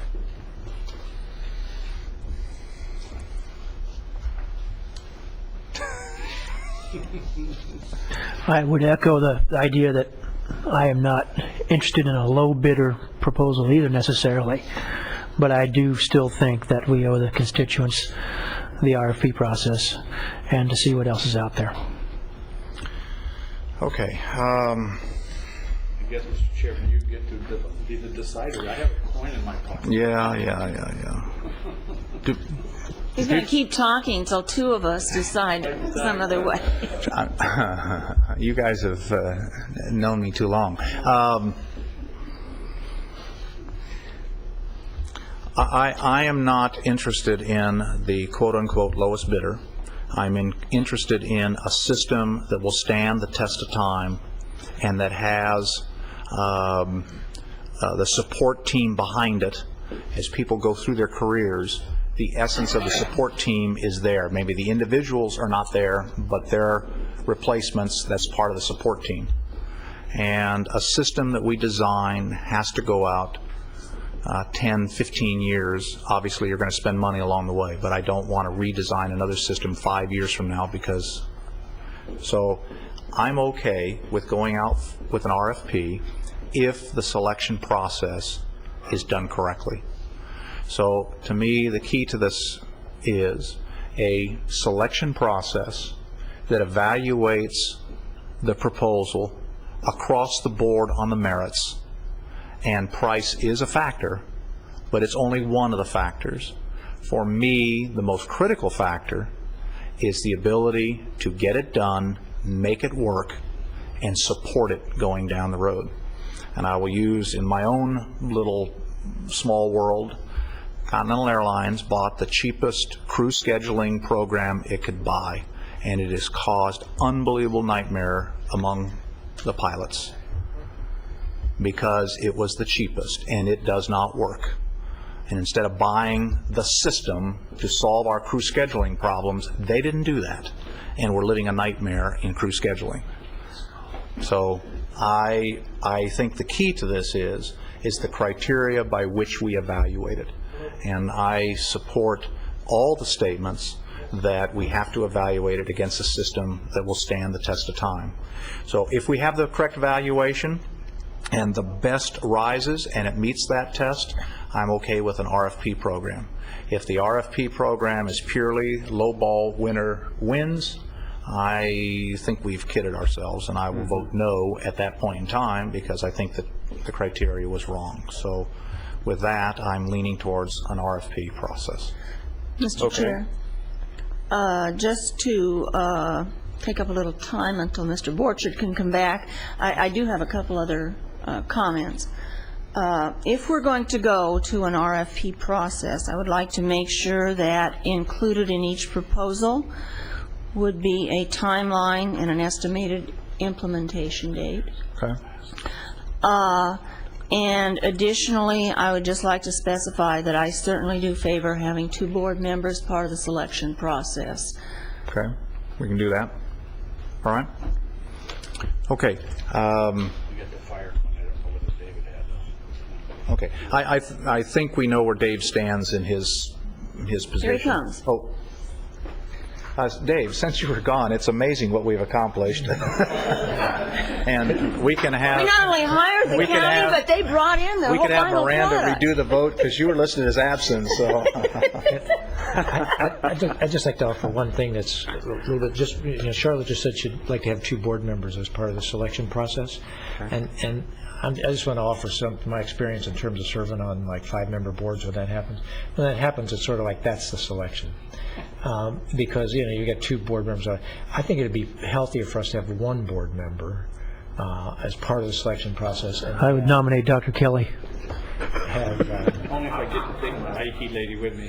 Have more, more, so that, we can come back. But, I mean, and have more professionals out there, our staff, being able to make their recommendation in terms of what they do. Can I just tell you why I said 2? I think, well, being the municipal representative up here, I learned that sometimes you're damned if you do and damned if you don't. And if we have 2 board members, at least we can tell people who say, look, it was all county staff and the decision was made to do this. If we went with the county, I think it would be better to be able to say we had 2 board members on the interview panel. They looked at it and they decided this, or maybe they came in with different recommendations, but at least we'd be able to tell people out there that it wasn't totally county staff making the recommendation. You convinced me. I agree with you. Here's what then okay. We'll do the vote here in a minute, but essentially where it's going to go, I am sensing right now, is it'll be an RFP, all right, using the current format that we have right now. Right. There will be a board review process as part of your review process. I'm essentially hearing 2 sides. I happen to be in the middle. I would recommend that Dr. Kelly be one of the members, and either Charlotte and Charlotte be the other member. And therefore, we have, the issue is carried into the discussion so that we tend to keep ourselves all honest in the process. You guys okay? I'm trying to figure out that we're sitting here. Am I on the left or am I on the right? I don't know.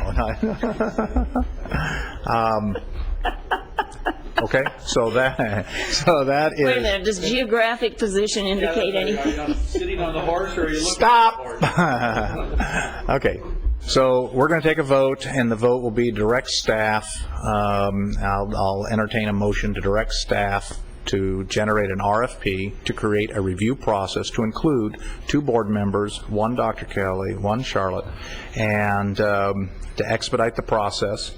And the final decision of which RFP to accept will be a board decision at the earliest possibility.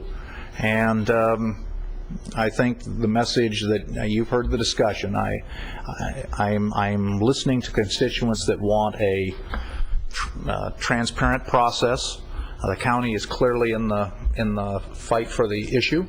And I'm happy with what they're doing, but we now have to go through the process and make sure it's right. And the only way to do that is through an RFP process, and I'm okay with that. Chairman Hart, before we vote, just one other item. I got to see Dr. Kelly's comments here, and just reading them, I wanted to suggest another way that I think to capture the exact same thing. But I think what you're saying is you want to, if someday down the road Fox Canyon breaks away from sort of county staff, et cetera, we want to be able to break away and make sure all the data can go with it. Maybe independent of the county that when it breaks away. And so I would only offer that a different way. In the beginning of you talk about the proposed system will remain independent of the existing county infrastructure. May be going too far. It's not that you want it to remain independent right now. You want it to remain the ability or independent enough. So that doesn't necessarily mean in a separate box. Right. It could be the 2 programs running parallel. Perhaps, so, I'm not. So I just wanted to try this language so we didn't get hung up with that. Could we just say the system can be broken away from the county system in the future, and all data would remain accessible to Fox Canyon? Right. That's not the county data. The Fox Canyon data. Yeah, all the Fox Canyon. Exactly. All the Fox Canyon. The county would lose that if exactly. Fox Canyon took it out of the building, then the county could no longer go to that unless there was an agreement raised. We talked about that.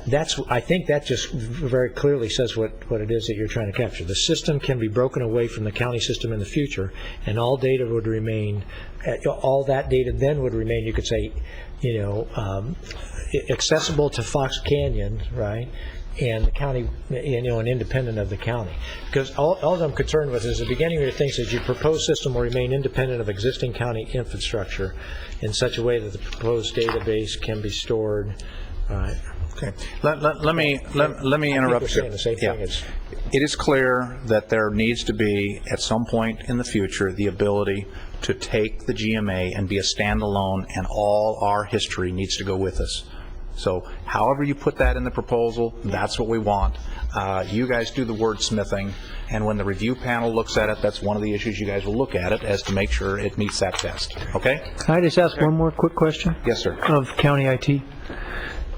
If you were selected as the entity that were designing this program, and at some date the GMA would have leave the county auspices, would you be able to continue to provide support? On a contract basis, right? Yeah. Okay. As long as you remain a government agency, we can do that. Okay. All right. All right. I need a motion to direct staff to go through an RFP program to establish a review process to include Dr. Kelly and Charlotte as part of the board review process, to include some kind of language that meets Steve's and Mike's concern with pulling data out at or pulling the agency out at some future point. Those are the 3 items. And including a timeline and proposed implementation. A timeline, implementation, get on with the RFP program. That's what I need a motion for. So moved, like you said. Second, like he said. Okay, a motion, a second. John. Did you want to speak to this, John? Rob is not here, so we get to hear from John. It's John Matthews, and I'm speaking just on my own, sitting here now, not for Pleasant Valley or anybody else I represent. I've told you before I know nothing about computers. I'm really stunned at the conclusion I've come to after listening to this. I think part of the constituents you've heard from, Dr. Kelly represents our district. One of the things that we've talked about was making sure that this was transparent, was discussed. And the concept of an RFP is generally a good one, I think. However, in this case, it's going to surprise you. I think I agree with Director Craven and Director Bennett that you've already heard from Jeff, basically, that you've got a $5,000 RFP built in there. That could be 5% of the contract. Not knowing anything about computers, when our IT people in our firm talk to people, I won't go into the room because I don't understand it. It drives me crazy. I don't like it. It would seem to me that in this case, you've got a known quantity here, the county. You've got people that understand the present system. You know, the RFP that you're putting staff in kind of an awkward position to draft an RFP that whether you're objective about it or not, it's like me sending out an RFP for a law firm. I always say you have to have a good, smart-looking, gray-haired guy, right? Yeah, okay, no. With a blue shirt and tie. Can we have three? Can we have three of the four? I appreciate that, Charlie. But in my feeling is just you got to award this to the county. And the most important thing is the portability of it. Is that, you know, I think some of the concern that you've both heard from us, and I appreciate the position you've taken here and that you've moved this conversation along, is the fact that at some point in time the organization might get big enough that you would want the database to move. And you didn't want to have to go to Jeff hat in hand and say, Jeff, can we have our data? But that can be worked out. In my mind, it just seems like you're spending some money and you're going to come to the conclusion the county's going to be the best person to do it. It just, without knowing anything about computers, but in the experiences, I've talked to other GMs for the district I've worked through, we've gone through this procedure, and you're all right. These individuals don't have the support generally a couple years down the road. Generally, there's a real debugging time it takes you to get through. And here, I think Mr. Pratt will hold the IT's department to the fire and make sure that you get the product you want ultimately. So in my mind, it just seems to me that you're taking some time. Again, I appreciate the position you guys have taken of making sure that this is transparent, but in my feeling, we've had the discussion here, and I think most people are going to come back with the concept, we're going to end up with a county, not end up with the county because that makes it sound like a bad thing, but the county's going to be the best choice when everything washes out. So thanks for letting me babble on. Thanks. Do we have anybody else in the audience that has endured this process in a knowledgeable way? I hate to do a flip-flop just for John. It'll look too self-serving. I see John Christ in the back kind of smiling. Well, let me just say that if you were to go across the street to the Regional Sanitation District and talk to them about their RFP process and taking a low bidder, or even considering that, then a year or two, it was 2 years later, we had to write off, we just wrote it off as, I think it was $250,000 because those people didn't perform after stalling and stalling and stalling and getting us no product. And we had to start all over again with somebody else in January. Did you have a performance bond on them, though, or was there any? They were in New York. We thought we did. We're still discussing that. But in the meantime, you can't wait to talk to insurers. You have to keep going. John, I absolutely appreciate what you said, because I've leaned towards the RFP process because I did spend time meeting with PV, and I did spend time with Zone, and Mike is on the Zone board, and folks up in that area. And so I'm trying to be sensitive to what I heard at that meeting. And you said it clearly. You're not speaking for PV, but I'm hearing PV words. I'm hearing message from PV because I know your loyalty to PV. And as I indicated, I like what the county can do for us, but I'm leaning to the abundance of caution because of comments that were made to me.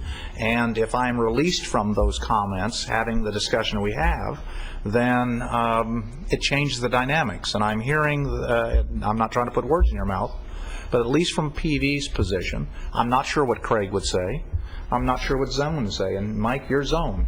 And Dave, you're over there as well. So I'm trying to be responsive by erring on the side of caution, but at the same time, my criteria hasn't changed. It's got to stand the test of time, and I have seen it with my brother's activities and heard his horror stories of having to correct all kinds of mistakes because people come and go, and the system is wrong. And that's why a lot, as you well know, a lot of major packing houses and growers rely on my brother because of his consistency. I don't want to be put in the position of the sanitation, the other board, sanitation. So I'm leaning to you guys. What do you want to do? It's your constituents that are driving this issue of an RFP.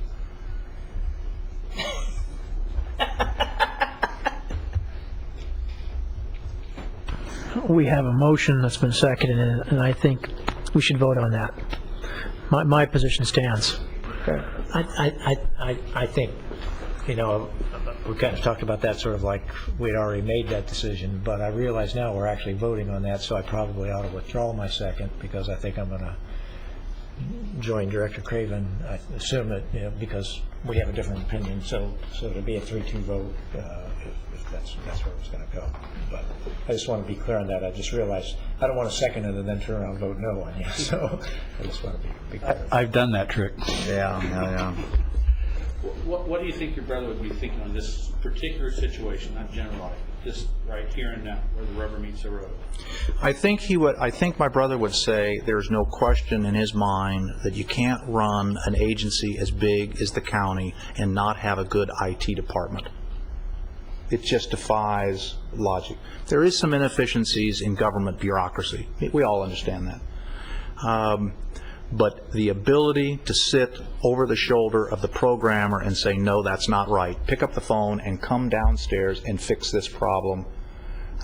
So much of what my brother does for the packing houses and the like is being readily available to race over there and bring their system back up online. And he's been doing it for, as you know, for 40 years and is very good in the county at doing that. And my fear is that you get programmers that don't understand government agencies, they don't understand our business, they haven't been supporting our business, and when the computer goes down or the system goes down, getting them to come in 3 or 4 days isn't good enough. I need to have them now. And given the fact that we have county representation on the board, we have city representation, we have government agency representation and the like, I think we have leverage over this vendor that I'm not sure we would have other than through the courts. And I'm not sure that that is our desired avenue. So if I didn't hear from the constituents that you two represent, I would be voting go with the county. But since I heard from the constituents and I went out and I made not necessarily commitments, but I heard the issue of transparency, I'm trying to be responsive to that. And I just heard from one other agency, essentially, that that's not the big issue. The big issue is that the price is fair, the system is done, and we get on with it. So it's really, and I went out and I met with Craig and your organization and other growers, and I will tell you that in my meetings with them, having the county do the work was not the driving issue. The driving issue was, at the end of the day, we wanted to take it independent. Could we do that and not be tied to the county? And I think it's clear that they've indicated, yeah, the system can be built, that we can pick it up and plop it in another domicile. That was the real issue, not that the county was doing it. I remember in 1978 being at Seaboard Lemon, and your brother came in and rescued us. It was a IBM 60 or something like that? Yeah, 36. Yeah. So I know the time and service that he has done. I hate to roll over, but I don't want to embarrass you. You made your outings and you made visits, and that's fine. I got elected already, so I didn't have to do that. I think maybe I can expedite this by rolling over if that'll get this down the road. I don't want you to use the word rollover, because I think John said it. We're not trying to say that we're giving up, and to me, it's $125,000.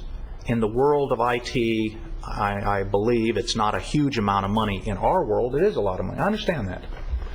If you got somebody that can come in and say, I can do the job for 10% less, and it's a little 3-man organization, or he's based in New York, or he's based in Los Angeles, and they're all young programmers, and they change light bulbs, I'm not sure what we saved for the 12%. Right. And we've eaten up whatever the cost is to go through this exercise. Plus the time. Plus the time and the board time and the like, and that's expensive. And my personal thing is we ought to enter into a negotiation with the county, or enter into a contract with the county, and get on with the process. And as I said, the reason I'm leaning the other, Sam was at some of those meetings, Carolyn was at some of those meetings. You guys have to tell me, because I'm trying to be responsive to what was talked about at those meetings, and at the same time I'm trying to do good public policy, and that's what I'm torn between. I believe good public policy is to get on and do it with the county. I'm being responsive to the constituents and trying to meet the transparency test, and I don't want you to roll over. I want you to make a good decision. Yeah. Well, I think it's important that you did what you did, and that was go out and speak and listen to everybody. And so I would not want you necessarily to break that trust. On the other hand, I think part of what I was hoping to accomplish today is already an agreement, and that is that Director Bennett has concurrent language, essentially, with what I'm hoping. And obviously IT says that they can promise to adequately make it transportable so that we could port it into another server and be gone if we have to. So under those circumstances, I think I would change my opinion and vote to have the county do it, and let's get on down the road. Okay. Are you prepared to make that motion? Well, we have to vote the other one down first. There's no second. No, he withdrew the second. So then there's no motion on the table. Then, Chair Mulhart, just to, excuse me, a matter of clarification, Director Pratt. Will we go ahead then and have County IT Services?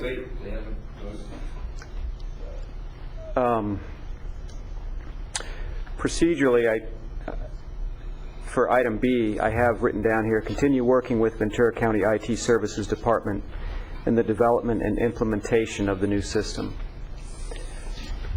I want to make sure that before you vote that it's real clear what we mean there. What I'm envisioning is that they would develop an RFP and submit it to us. But I may not have the only understanding of that. Director Pratt? No, they would refine the requirements and move on. They would be awarded the contract. You guys would work them through the details and produce an end product if we vote on this. We are in But they're effect, talking about a change to section 3.1.1. yes, with this adjustment that Director Bennett came up with. Okay. Okay. So the motion would be, and who's going to make the motion? I'll be happy to do it if we're going to go this far. Okay, so we would then proceed with the suggestion B, with the county being the end provider of the product. Okay. Due date June.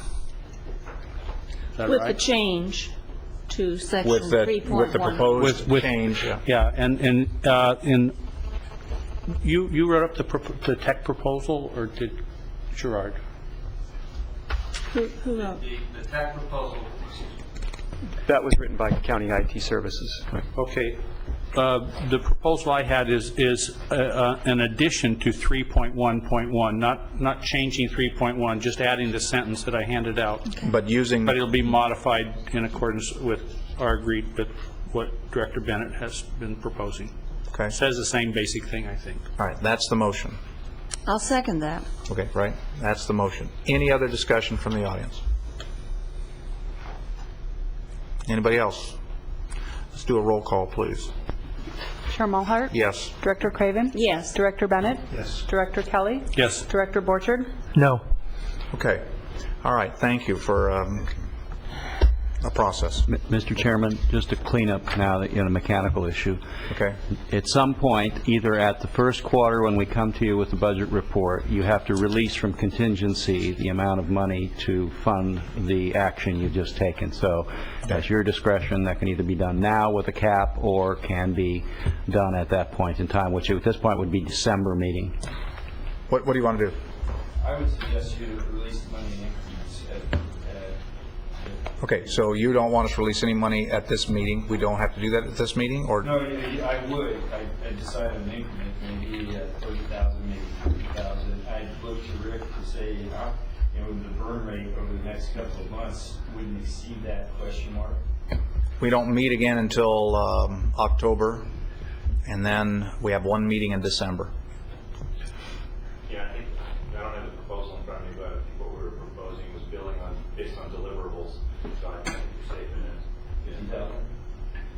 That would be the suggestion. Do we have in the agenda the authorization to, oh, well, I guess it's just directing staff to release contingency money. How do we do that? We have to make a vote on it, or just direct staff to do that? I think that can just be staff direction. Not Okay, so staff direction is to release the funds incrementally to move on with the agreed-upon project. Okay, you guys, folks all agree with that? Mm-hmm. Okay, let's go to item number 10.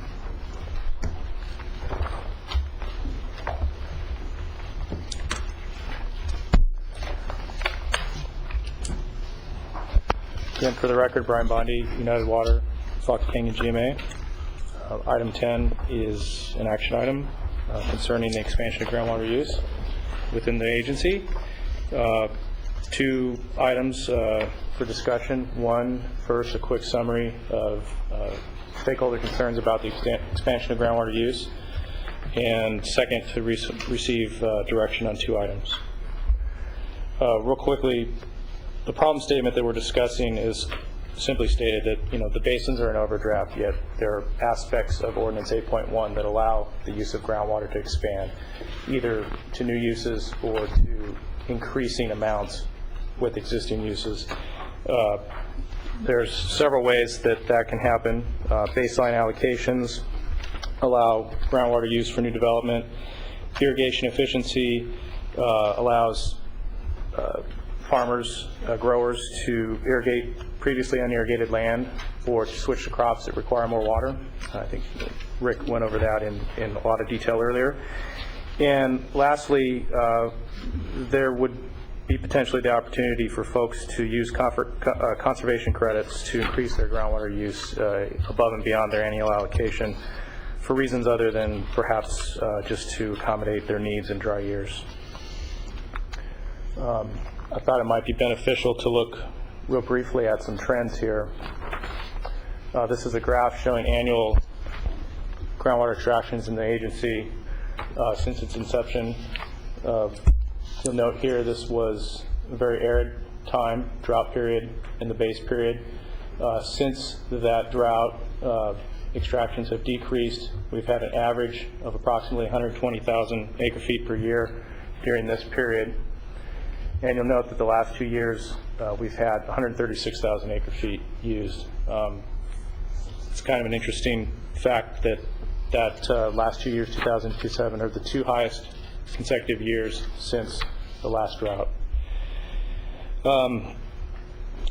While just looking at this graph may not suggest that necessarily there's, one could conclude that there's an expansion of use, so it's useful sometimes to look at a running average. So I've done a 5-year running average of extractions, and you can see that there's, since the last drought, there's been a slight increase in groundwater use on from a 5-year running average basis, from approximately 115,000 acre-feet per year up to currently the running average is 124,000 acre-feet per year. So that trend suggests a slight rebound, if you will, in the amount of extraction since the last arid period. current state, basically, there's been a number of recent events that have reminded us that there's pressure to expand uses.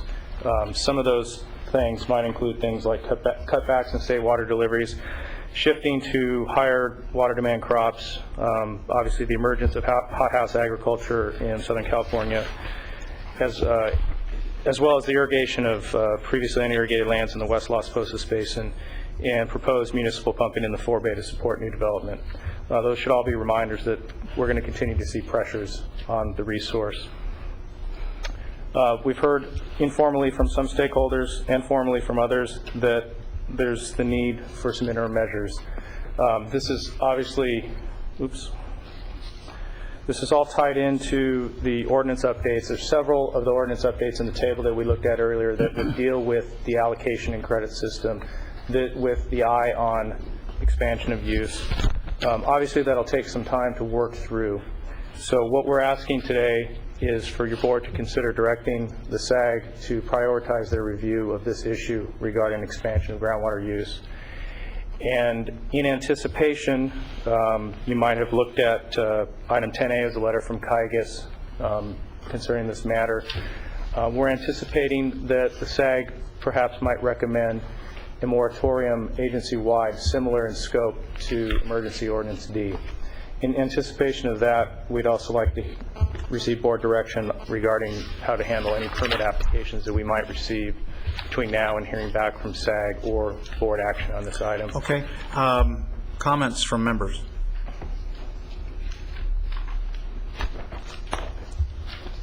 Any comments from members? In my meetings with constituents, and in particular with my meeting with Kiegas, and Henry is, I don't know, Henry's there, yes. This is a major issue for Kiegas. I heard that message loud and clear from Don Kendall and Ted Granson and Henry. So I think the proper forum to deal with this first issue is to go to SAG and bump it up in the priorities and deal with it. With regards to the discussion we had earlier over modifications to Ordinance 8.1, it may be that you're going to have to tackle all the 1 items, and of the 3 items, these 2 may have to come out dealing with the credits and this issue and start moving that ball down the road. I don't want to spend 3 years dealing with that issue and then hang this up and set on a moratorium for 3 years. I don't think that's fair to any of us. With regards to the moratorium, I think we were successful in getting a moratorium because I think the constituents understood the necessity of it. Without their understanding of the necessity of it, I think it would have been dead on arrival. But I think all agreed, particularly in the area that it's in, that it's the only logical thing to do so that we didn't have a whole bunch of people trying to sneak under the tent as we were working the problem. So to me, the secret to a moratorium is to go through the SAG process, and the SAG process is as broad a base as we can to get the buy-in. And if the people across the board at the SAG recognize that a basin-wide moratorium makes sense, then it's essentially easy for us to do. In the past, I've heard concerns that certain areas don't have the problem that they have in this area, and why should we be subject to that moratorium? You guys need to do that fighting within the SAG and figure out where the moratorium could apply, and then our work at the board level will be much easier. Now, obviously, we'll hear public testimony, we'll go through a review process, and people will have a chance to speak their piece. But if we can do the bulk of the heavy lifting at the SAG with regards to the issue of that's raised and the issue associated with some of the Ordinance 8 items and the moratorium, I think this is the forum to do it in, and I would kick it up in terms of priority. I would support staff's recommendation. A couple of questions. Do the professionals have an idea how long the SAG review process would take? My best guess is that, and this again is based on informal information from stakeholders, my guess is that you will probably receive a recommendation to institute a moratorium with the idea that we could take the time to go through the issues make the appropriate recommendations for the right ordinance changes to be the ultimate solution for these issues. Does that answer your question? So You it's told sort me of a what they'll two-step process. recommend. I'm asking you, how long do you think would take for that? You're telling me what you think they'll recommend. How long will it take for that to happen? I think it could take as soon as the next meeting. We could be coming back next month with a SAG recommendation at the earliest. Okay. And what about the latest? I've never seen anything happen around here that fast. Well, given my short history working with SAG, who knows? It could go several months before you hear back.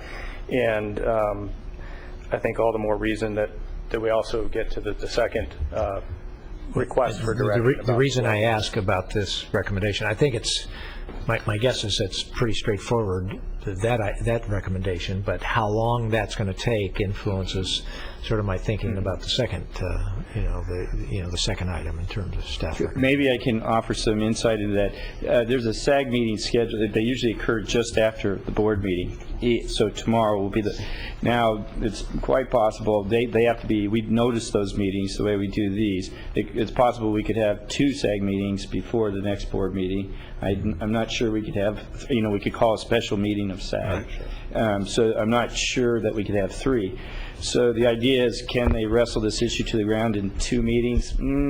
It's optimistic, but it's possible. More likely the November-December combined meeting. Okay. With that being the case, I just wanted to bracket this. With that being the case, I think with regard, you said accept the staff recommendation. The first one there, staff's recommendation isn't as clear of what their recommendation is. They're just asking for direction on what to do with the permits.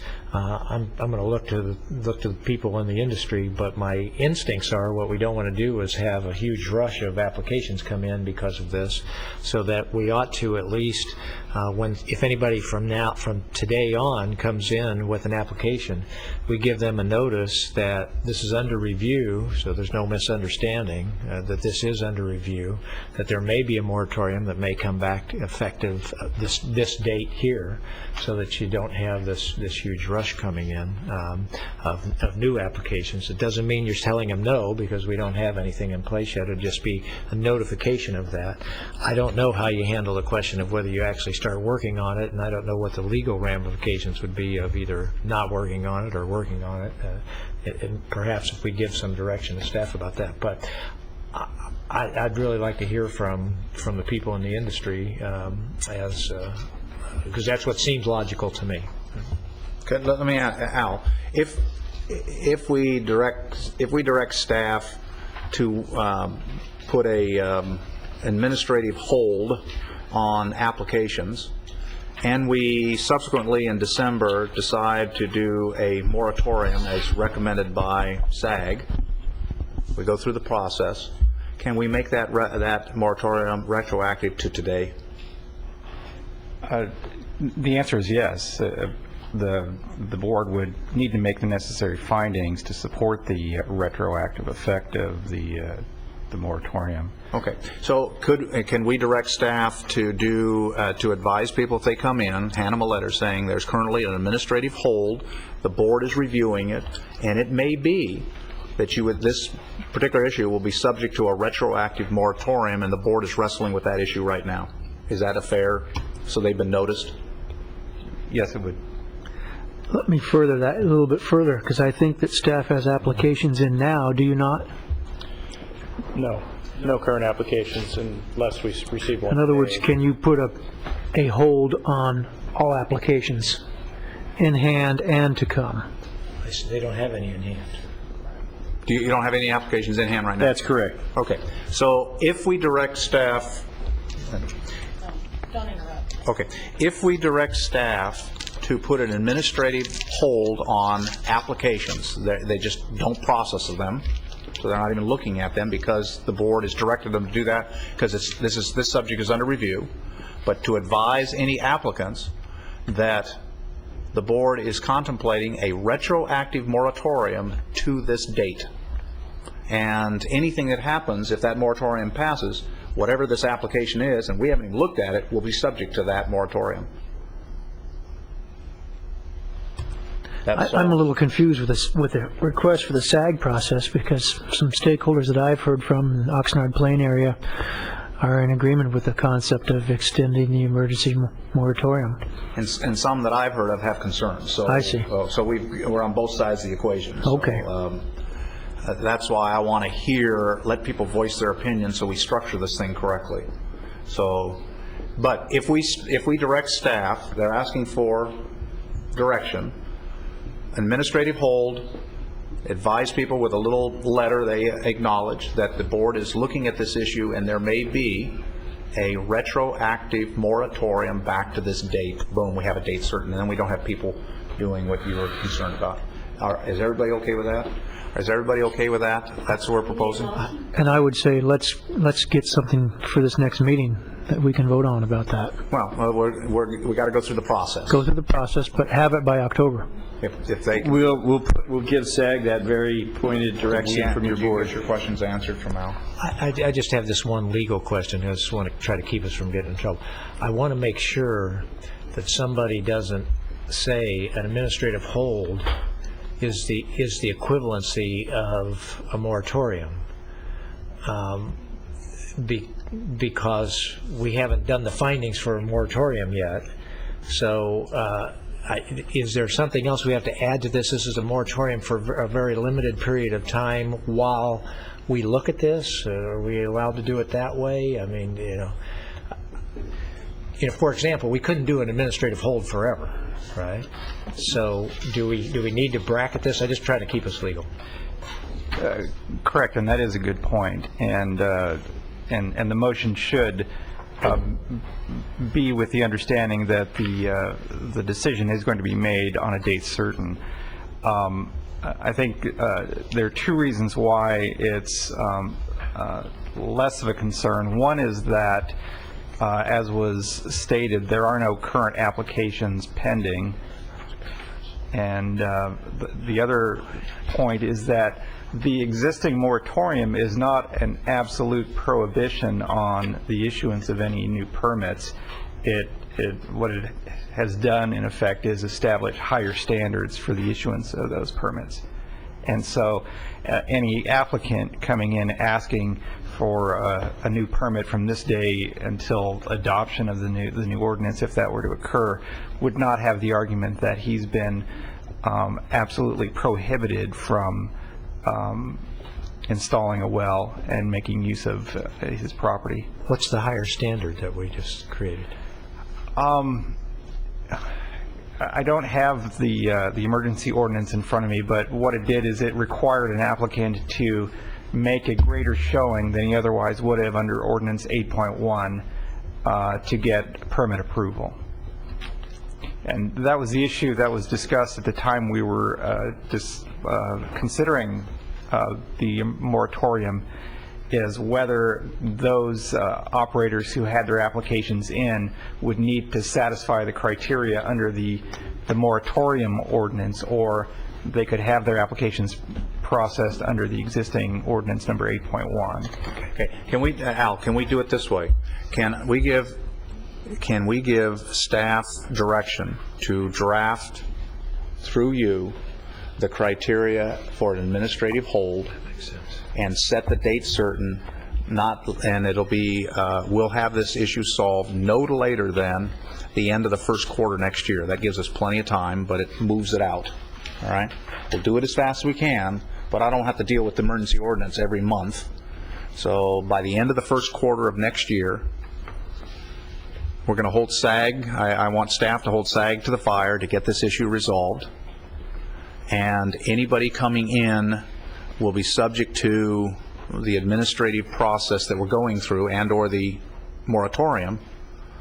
And then any wording that you want to do in this letter that staff's going to hand to somebody that submits an application, let's make sure that you review it so we are on solid legal ground. Does that solve? Yeah, I think that solves everything. I don't know if there's something that we need to authorize the chair to sign after you guys craft something. Okay. If that's the case, I'd like to just authorize you to sign it. So okay. We don't have to get back together.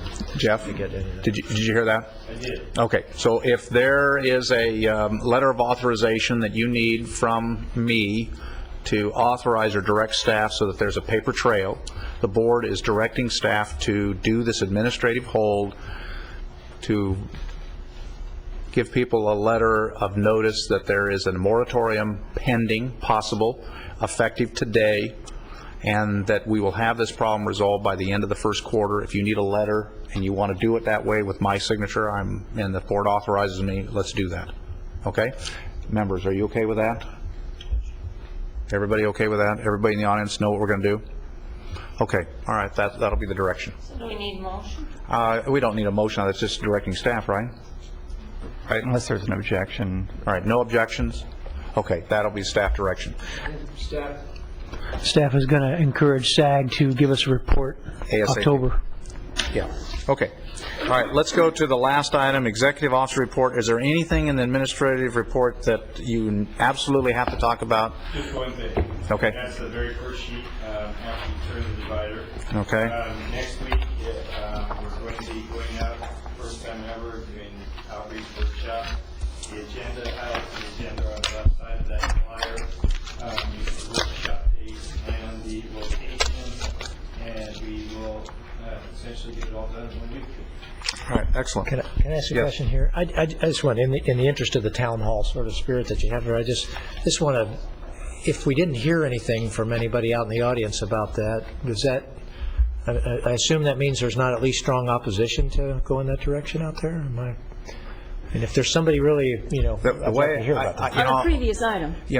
Over the years I've asked the same question, and the way I end that little comment, because I've done it before, is I go, this is yes, this is no, and no one moves. So it's a good question, and I'm not seeing people.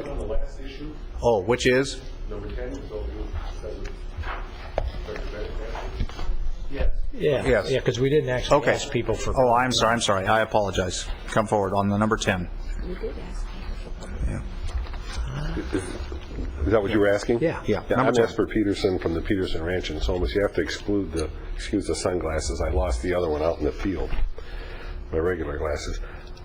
Can I get a brief explanation of what that means, especially 3? Because I've drilled my well, the one that was grandfathered, and I'm putting it up, and I'm putting the irrigation system in. Does that mean that I wouldn't previously be able to water that because it was previously unirrigated? Do you have? No, that's not our opinion. Mr. Peterson, you made it in under the wire. This Mr. Peterson's issue is probably one of the prime motivators of bringing this to your board, because we heard a lot of voices from the community. It's not the only issue, but it's one of the larger ones. So from our perspective, unless the board tells us to. Okay. Okay. Well, he spoke the last time we talked about this. Yeah, no, this He is said going you were forward. okay. This is not going backwards. Okay. Okay. All right. But after today, it'll go backward. Henry. There were people that wanted to speak. Hey, thank you. I thought I asked the question. Henry Gromlich, Cayugas Municipal Water District. As indicated in the letter from Cayugas in your packet, we think that this sort of action by your board to consider this is an effective way of moving forward. As we've experienced in the area of the Las Posas, your board's decisive action to enact an emergency ordinance and have the stakeholders get together and find a way to try to move groundwater use to a sustainable fashion has been very productive. And we've seen a new sense of urgency and new sense of seriousness in addressing this issue. And pending the discussion in SAG, we will probably be making that case to our peers in other basins, that if you have existing rules that allow for a continued expansion of use in an overdrafted groundwater basin, you're simply complicating your future work. And we have a good foundation of cooperation right now, and we should be using that to really bring all of these basins into a sustainable system. So Cayugas strongly supports the action that you took. Okay, great. Super duper. All right, very good. Anybody else? Lucy.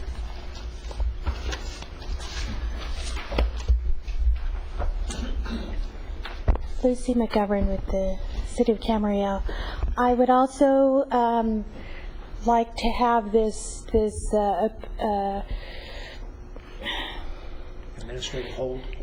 Yes, no, but I actually want the Las Posas users group has been discussing this with respect to their basin, but I also want to extend it also to the Oxnard Plain as part of an agenda item for future meetings, because not all of those members go to a SAG meeting.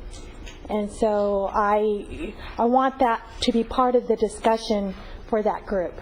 Okay. Yeah, I think my understanding of staff is to take this moratorium much broader basically than... to have Yeah. a lot more of find out what everybody's opinion is on this and how they could be impacted. Okay. And I also would like to know is if we have an existing well and we have to punch in a replacement on an emergency basis and you haven't established a moratorium yet, that we have the opportunity to come to your board and get that permission. I think what we'll do is we'll look at the existing emergency ordinance, moratorium ordinance, and I think it takes care of that issue within that ordinance, if I'm correct. But if I were to go to the counter, it would be put on administrative hold. If I would be granted permission to come have it as an item to your board, then I could, it wouldn't be on administrative hold. I thought in the previous one we discussed replacement wells, and they weren't included. The emergency ordinance, or the moratorium, the existing moratorium up in that area deals with replacement wells, doesn't it? That is my recollection. Yeah. So I think we're going to follow that format, and we'll have to deal with it, how to distinguish between a, quote, replacement well and a new well. I think the moratorium, if I recall, the intent was to stop new wells that start in production, that don't replace anything, they just expand. And I think that's what... I just want to be assured that if I go to the counter for a replacement well application, that I don't get the message that it's been put on administrative hold until you make the moratorium decision. And the replacement well wasn't going to be a gazillion times larger than the current well. Okay. We've heard that message. Okay. All right. Anything else? Anybody else? All right. We are going to, Al. Oh. Okay. Hold on. Vicki Musgrove, City of Ventura. I'm just wondering, as far as the moratorium goes, are you trying to limit the ability for people to provide new water to new development, or are you going to limit people's ability to replace wells, redundancy, deal with our operational issues as we need to deal with operational issues? I think the correct answer is we've directed this question of a moratorium and how to craft it to SAG. And let's go through these kinds of questions in that meeting and let them come up with how they believe a moratorium would work, and then we'll discuss it at this level. So rather than telling you what we're going to get, I don't know until we go through the SAG process. Perfect. Thank you very much. All right. Anybody else? All right. Are we, Al, are we adjourning to closed session? It's currently on the agenda, yes. Okay, so we're going to adjourn to closed session and then reconvene momentarily for a out briefing. Tomorrow's SAG meeting is at 1 o'clock, so anybody who needs to be there, it's 1 o'clock. Okay, here we go. Meeting is adjourned. Charlotte, you have to go. Bye.